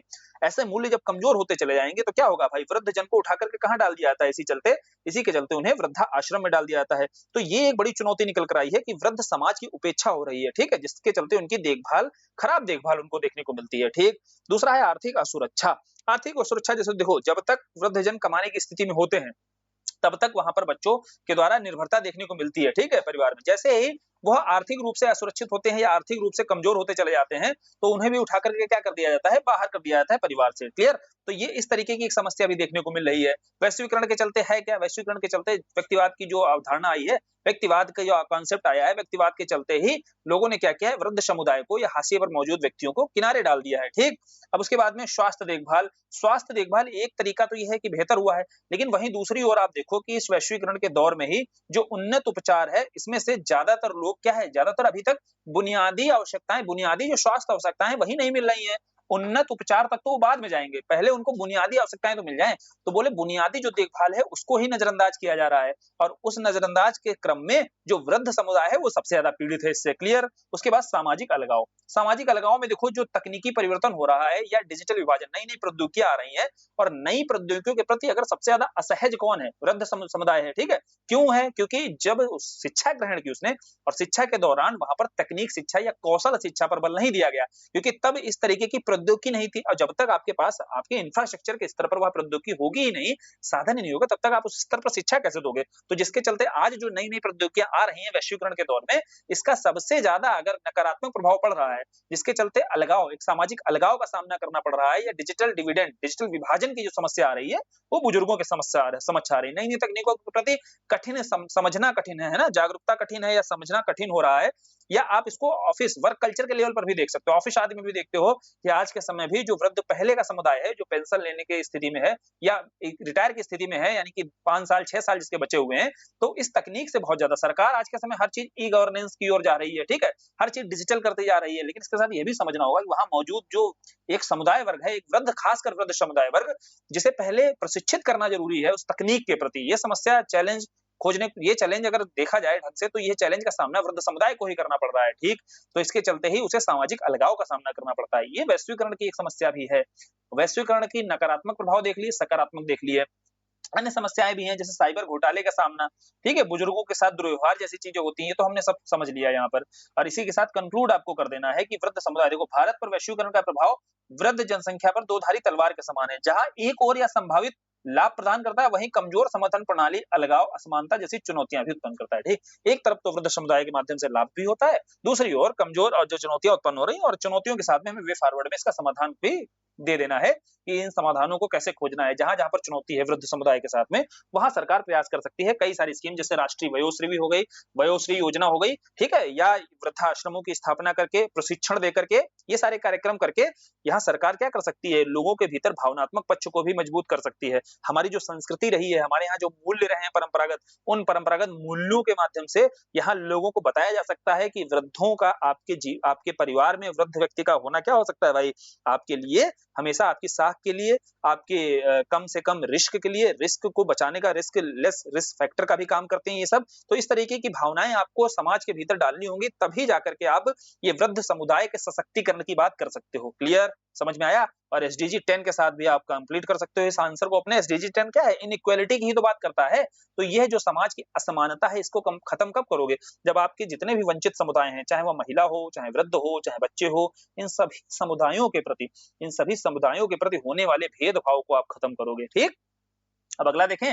अगला क्वेश्चन है हमारा, भारतीय समाज में जाति, क्षेत्र, धर्म के संदर्भ में संप्रदाय की प्रमुखता का विश्लेषण करना। यहाँ देखो, संप्रदाय आप रिलीजन मानकर चल लो इसको, ठीक, और धर्मा, इसका इंग्लिश ट्रांसलेशन भी धर्मा होता है, रीति रिवाज बेसिकली जो होते हैं।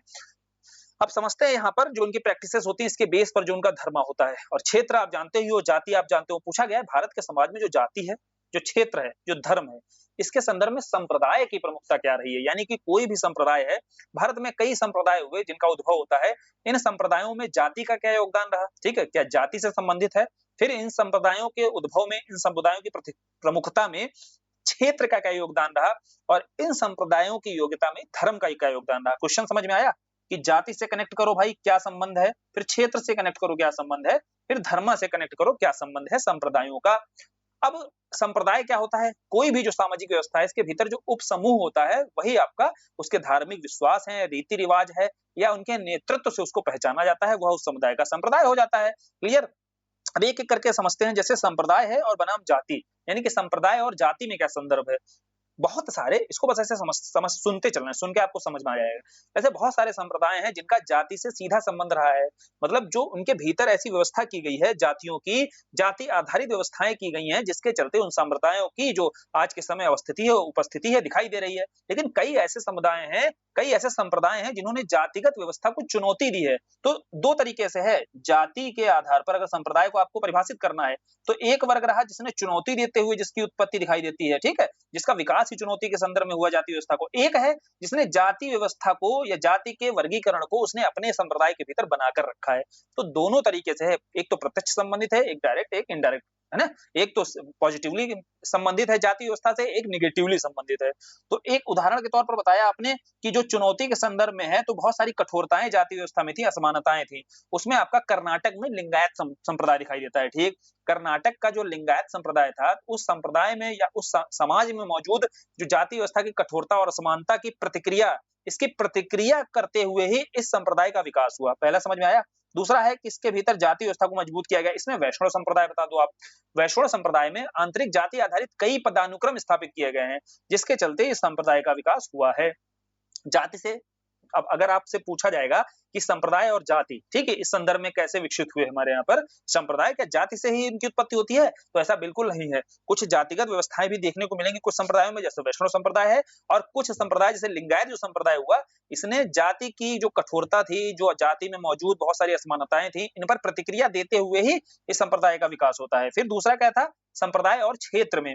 अब देखो, क्षेत्र के संबंध में जानना है तो बहुत सारे संप्रदाय हैं जिनकी जड़ें क्षेत्रीय जड़ें ही हैं, यानी कि उन क्षेत्रों से ही जुड़े हुए हैं, वहां की परंपराओं से, वहां के कल्चर से, वहां के इतिहास से गहराई से जुड़े हुए हैं, जिसके बाद आपका उस संप्रदाय का विकास हुआ। जैसे मणिपुर में जब आप जाओगे तो जो वैष्णव संप्रदाय दिखता है, वो इसी का उदाहरण के तौर पे जाना जाता है कि मणिपुर की जो संस्कृति है, मणिपुर का परंपराएं हैं, वो सारी की सारी आपको इस वैष्णव संप्रदाय के अंतर्गत वहां दिखाई देंगी।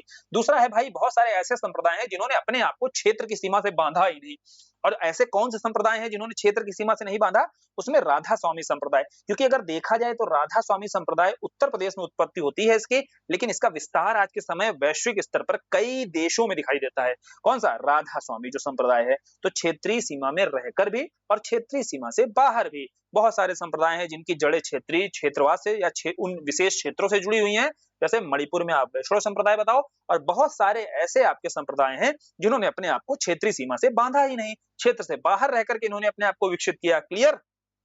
तीसरा कौन सा था? पहला हमने देखा जाति, तो जाति में हमने ये पाया कि ऐसा जरूरी नहीं कि जाति से विकसित हुए हैं संप्रदाय, ठीक है, जाति के विरुद्ध भी इन्होंने प्रतिक्रिया भी दी, उस संबंध में भी आपका संप्रदाय दिखाई देगा, और जाति के भीतर रहकर भी संप्रदाय विकसित हुआ। दूसरा हमने देखा क्षेत्र, क्षेत्र की सीमा के भीतर रहकर भी और क्षेत्र की सीमाओं से बाहर रहकर भी। तीसरा हमने देखा धर्म। अब धर्म के आधार पर देखो बहुत सारे धार्मिक ढांचों के अंतर्गत संप्रदाय विकसित हुए। एग्जाम्पल के तौर पर आपका हिंदू धर्म के अंतर्गत देखो शैव संप्रदाय, वैष्णव संप्रदाय दिखाई देता है, ठीक, जो हिंदू धर्म से। मुस्लिम धर्म के भीतर रहकर के शिया संप्रदाय, सुन्नी संप्रदाय दिखाई देता है। ये हो गए जिन्होंने धार्मिक ढांचे के भीतर रहकर अपने आप को विकसित किया। और इसके अलावा कुछ ऐसे संप्रदाय हुए जिन्होंने धार्मिक कट्टरता या धार्मिक रूढ़िवादिता पर चोट की, ठीक है। इसमें आप बताओ, जैसे आर्य समाज हुआ। आर्य समाज ने क्या किया? हिंदू पुनरुत्थानवादी आंदोलन है, यानी कि जो मूर्ति पूजा दिखाई दे रही है, धार्मिक आडंबर है, जाति की कठोरता है, इनका विरोध किया। और इनका विरोध करते हुए जो धार्मिक आपके सुधार आंदोलन है, इनके संदर्भ में बहुत सारे संप्रदाय आपके विकसित हुए। क्लियर? तो धर्म से जुड़े हुए ये भी थे, लेकिन एक बात कर रहा है आपका धार्मिक रीति रिवाजों की प्रैक्टिस की बात करता है, दूसरा बात करता है कि ये जो धार्मिक रीति रिवाज जो कट्टरता है, जहां पर रूढ़िवादी है, इसको आपको खत्म करने की जरूरत है। क्लियर? तो इसमें अहमदिया जैसे आपको बता देने हैं कि अहमदिया जैसे भी मुस्लिम संप्रदाय के अंतर्गत हुए। तो ये सारे क्या हैं आपके? ये सारे आपके धार्मिक सिद्धांत और जो धार्मिक रीति रिवाज हैं, धार्मिक प्रथाएं हैं, धार्मिक बेसिकली जो धर्म के भीतर जो कुप्रथाएं थी, उनको खत्म करते हुए ही इन संप्रदायों का उद्भव होता है। तो संप्रदायों का जाति से संबंध, संप्रदायों का क्षेत्र से संबंध और संप्रदायों का धर्म से संबंध कैसे रहा, कैसे यह विकसित हुई, इसमें कैसे प्रमुखता दिखाई देती है, यही आपको समझाना है और फिर आपको कंक्लूड कर देना है अपने आंसर को। क्लियर? अब अगला है जाति पर। भारत में जो जाति व्यवस्था है, इसकी पहचान तरल और स्थिर दोनों है। कैसे इसको, अब आपको अगर इसको कंक्लूड करना है, अपना आंसर बताना है, तो कैसे बताओगे? जो जाति व्यवस्था है, इसको बताओ कि कैसे यह स्थिर है। यानी कि हमारे यहाँ भारत में, भारतीय समाज में जो जाति व्यवस्था बनी हुई है, जाति व्यवस्था की विशेषताएं नहीं पूछी जा रही, यहाँ पूछा जा रहा है विशेषताओं में। तो आप बताओगे भाई अंतरजातीय विवाह है, जब जाति पदानुक्रम है, ठीक है, जाति संरचना बनी हुई है, जाति के भीतर श्रेष्ठता का भाव रहता है, ये सारे गुण हैं आपकी जाति व्यवस्था के अंतर्गत, ठीक। सजातीय विवाह की बात की गई है, समान गोत्र में विवाह नहीं बोला जाता है करने को, तो ये इसकी विशेषताएं हैं, ठीक है। जो वर्ण व्यवस्था दिखाई देती है, वो सब बताना है। लेकिन हमें यहाँ प्रश्न है कि जो जाति व्यवस्था है, ये जो विशेषताएं दिख रही हैं, इसकी पहचान जो है अभी तक इसका आइडेंटिफिकेशन जो है तरल भी है, स्थिर भी है, दोनों कैसे है? स्थिर मतलब है कि कौन ऐसे पहलू हैं, कौन-कौन से पहलू हैं जिन पर जिन्होंने हमारी जाति व्यवस्था को अभी भी समाज में बनाकर रखा है, स्थिर ये है ना? तभी तो स्थिर है। और तरल ये है कि कौन-कौन से ऐसे पहलू हैं जिसके चलते जाति व्यवस्था कमजोर हो रही है। और अगर बनाकर जो रखी है वो ग्रामीण क्षेत्र में चले जाओ, भाई अगर अभी तक जाति व्यवस्था मजबूत दिखाई दे रही है, कहाँ दिखाई दे रही है? ग्रामीण क्षेत्र में। क्यों दिखाई दे रही है? क्योंकि वहां वो सारे पहलू स्थिर दिखाई देंगे। और कमजोर कहाँ दिखाई देती है? शहरी क्षेत्र में चले जाओ, जहां-जहां शहरीकरण हो रहा है, समझे बात को? तो शहरी क्षेत्रों में काफी हद तक जाति व्यवस्था बहुत तरल हो चुकी है। क्यों हो चुकी है? भी कारण समझते हैं। पहले आपको बताना है कि भाई इसके स्थिर रहने वाले पहलू, तो सबसे बड़ी पहलू स्थिर रहने वाला यही है कि जो हमारे यहाँ समाज में जन्म आधारित जाति व्यवस्था बनाकर रखी गई है। अब बोले जो जन्म आधारित जाति व्यवस्था है, इसके चलते व्यक्ति को जन्म पैदा होते ही एक जातिगत पहचान मिल जाती है, और पैदा होते ही जब उसको जातिगत पहचान मिल जाएगी तो कई पीढ़ियों तक ये चलता चला आएगा।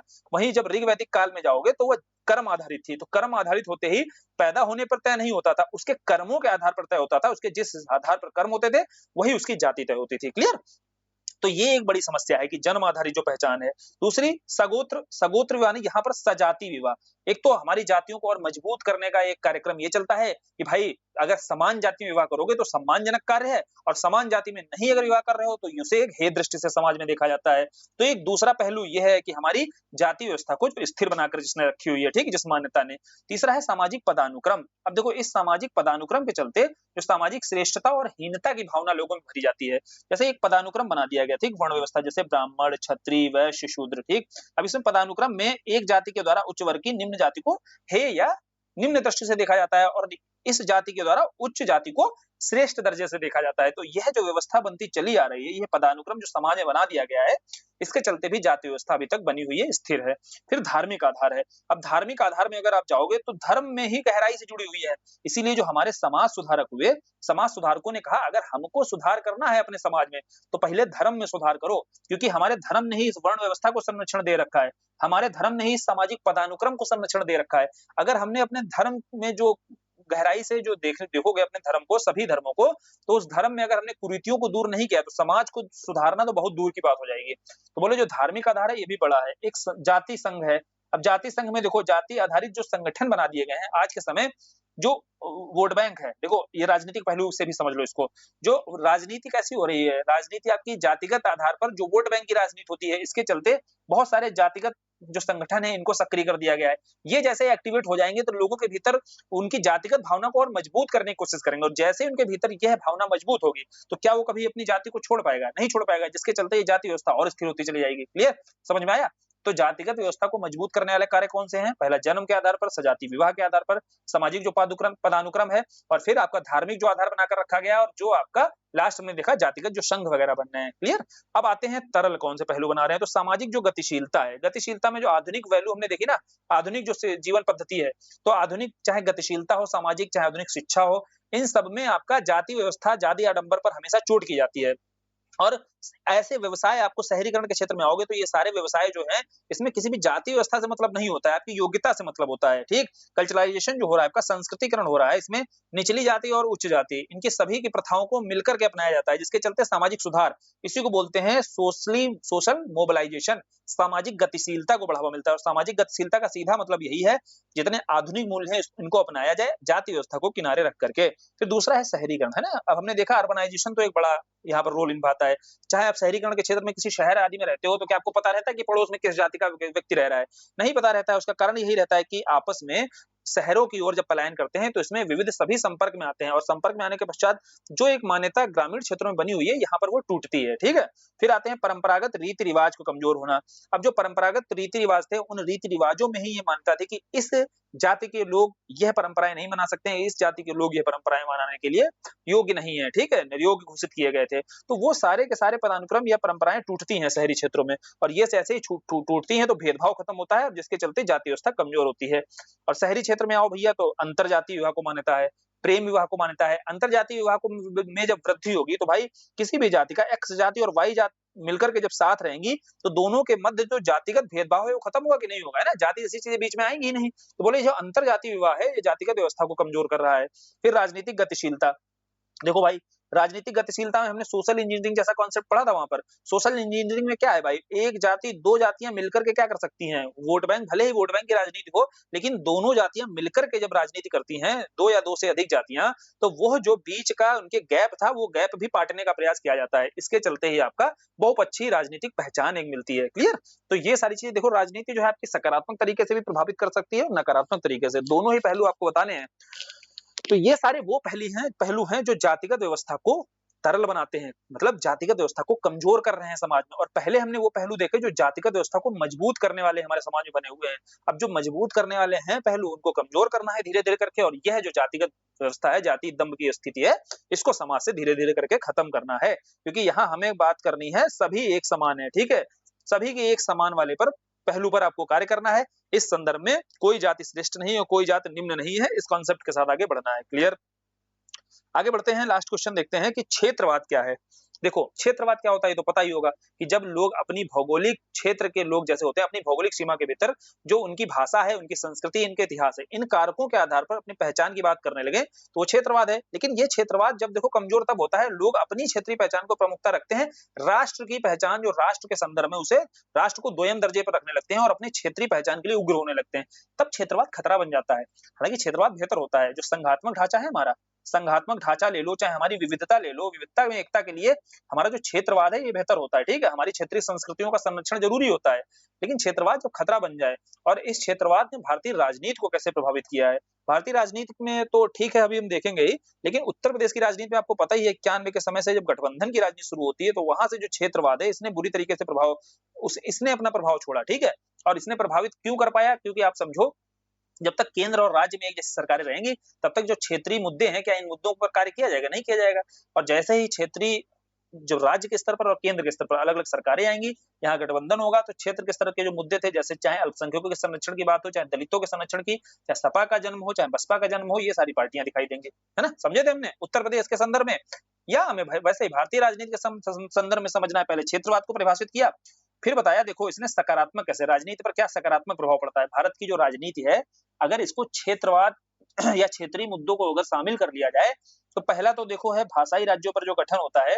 जब भाषाई राज्यों के गठन के संदर्भ में कहानी तो आपको पता ही होगी कि शुरुआती दौर पर भारत सरकार के द्वारा भाषा के आधार पर राज्यों के गठन की मांग को अस्वीकार कर दिया गया। बोला गया भाई अगर हम भाषा के आधार पर स्वीकार करते हैं तो हमें जो हम राष्ट्रीय एकता और अखंडता की बात करते हैं ये हमारा टूटने का डर रहेगा, है ना। लेकिन अब विरोध होगा क्योंकि लोग भाषाई पहचान को अपनी छोड़ना नहीं चाहते थे।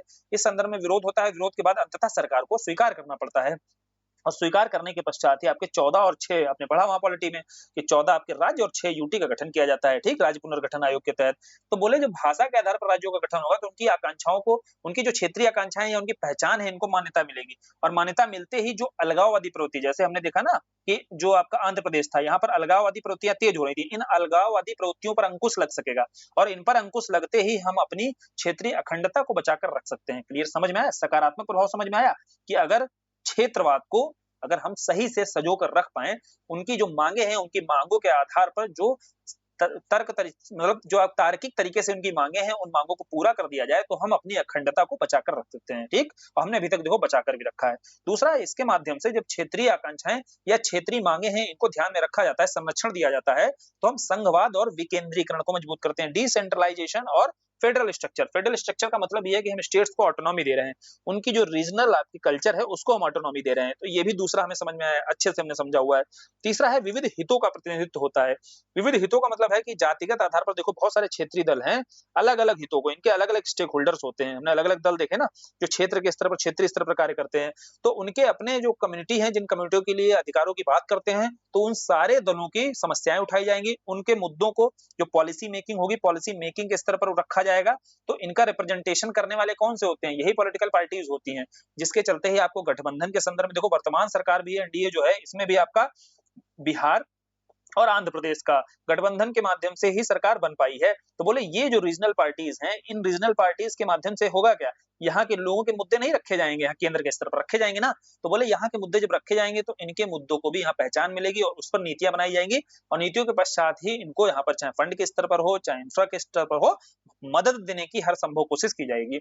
ये हो गए इसके फायदे, क्षेत्रवाद के फायदे। देखो सकारात्मक क्या फायदे होते हैं भारतीय राजनीति पर समझ लिए, फिर नकारात्मक क्या फायदे हो सकते हैं। तो सबसे पहले देखो हमने बताया कि नकारात्मक में पहला होगा जब क्षेत्रवाद ज्यादा मजबूत होगा, उग्र होता चला जाएगा तो राष्ट्रीय एकता के लिए खतरा हो सकता है। इसके कई कारण होते हैं, इसको समझते हैं। देखो कारणों में ये मैप अगर समझ लो तो अच्छे समझ में आ जाएगा कि कहां पर कौन सा कारण है। ये जो उत्तर पूर्व का क्षेत्र है ना, ये अपनी विविध संस्कृति के आधार पर ही यहाँ पर सुपरा स्टेट के आधार पर क्षेत्रवाद की भावना उग्र होती है, ठीक। चिकन नेक को लेकर देखो अभी बहुत विवाद भी हुआ है, या यहाँ नागालैंड को लेकर के, मिजोरम को लेकर के अक्सर मांग उठती रहती है अलग स्टेट बनाने की, ठीक, क्लियर। अलग स्टेट मतलब अलग नेशन बनाने की मांग उठती रहती है। तो ये हो गया सुपरा स्टेट का कॉन्सेप्ट जो काम करता है, और ये क्या करेगा, भारत की क्षेत्रीय जो एकता है, भारत की राष्ट्रीय एकता है, इसको कम नहीं कमजोर नहीं करेगा, बिल्कुल करेगा। दूसरा, जम्मू कश्मीर में देखो अलगाववादी आंदोलन होते रहते हैं, खालिस्तान में धर्म, देखो कहीं पर धर्म एक कारण हो सकता है, कहीं वहां की संस्कृति एक कारण हो सकती है, कहीं वहां की आर्थिक स्थिति यानी कि गरीबी एक कारण हो सकती है, जैसे महाराष्ट्र में आ जाओ यहाँ के विदर्भ के क्षेत्र में, और कहीं वहां का प्रशासन एक कारण हो सकता है, जैसे उत्तर प्रदेश में 4 पहले भागों में बांटने की कोशिश की, 3 राजधानी, तो 3 आधारों पर जब बांटने की कोशिश की गई थी तो वहां पर आपका क्या हो रहा था, वहां पर एक प्रशासनिक जटिलता एक कारण था, जिस आधार पर मायावती के समय यह बात रखी गई थी। या जो वहां की आर्थिक स्थिति है, जैसे विदर्भ बता दो, यहाँ पर बुंदेलखंड का क्षेत्र बता दो, जो मुख्य धारा से कटे हुए रहे एक समय तक, तो ये मांग हो सकती थी। या भाषा हो सकती है, जैसे तमिलनाडु का क्षेत्र हो गया।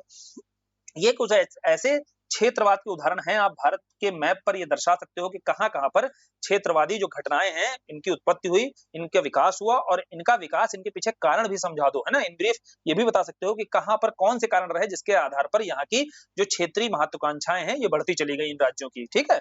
अब उसके बाद और क्या एक समस्या हो सकती है, पहले हमने देखा एकता कैसे कमजोर होगी, और एकता कमजोर कैसे होगी ये हमने उसके लिए एग्जाम्पल के साथ में यहाँ फिगर भी सेट कर दिया।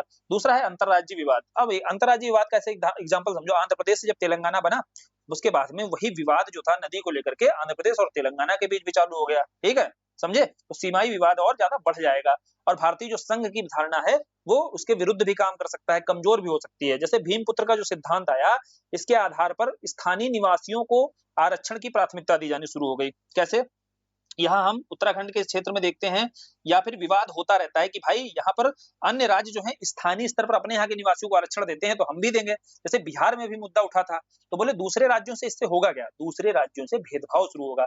और अगर 2 राज्य आपस में टकरा रहे हैं तो संघवाद की ढांचा के क्या ये विरुद्ध नहीं है, कि अगर दो राज्यों को आपस में टकरा रहे हैं और टकराहट क्यों हो रही है, इसी कारण से हो रही है कि एक राज्य ने अपने यहाँ दे रखा है आरक्षण, हम भी अपने यहाँ पर लोगों को देना चालू करेंगे। तो अब यही सारी चीजें हैं। फिर आगे राजनीति में भी आपका वोट बैंक के आधार पर जानबूझकर क्या किया जाता है, जो क्षेत्रीय पहचान है उस क्षेत्रीय पहचान को क्षेत्रीय संकट के रूप में स्थापित करने की कोशिश की जाती है, क्योंकि उन्हें मतलब होता है वोट लेने से। वोट लेने में आपको अगर दो राज्यों को या क्षेत्र में मौजूद दो समुदायों को लड़ाना भी पड़ता है तो वो भी कोशिश की जाती है पूरी की पूरी। तो इस तरीके से कमजोर किया जाता है, हमारी अखंडता को, एकता को कमजोर करने का काम भी राजनीति में मौजूद कुछ लोग करते हैं। ठीक है, समझे?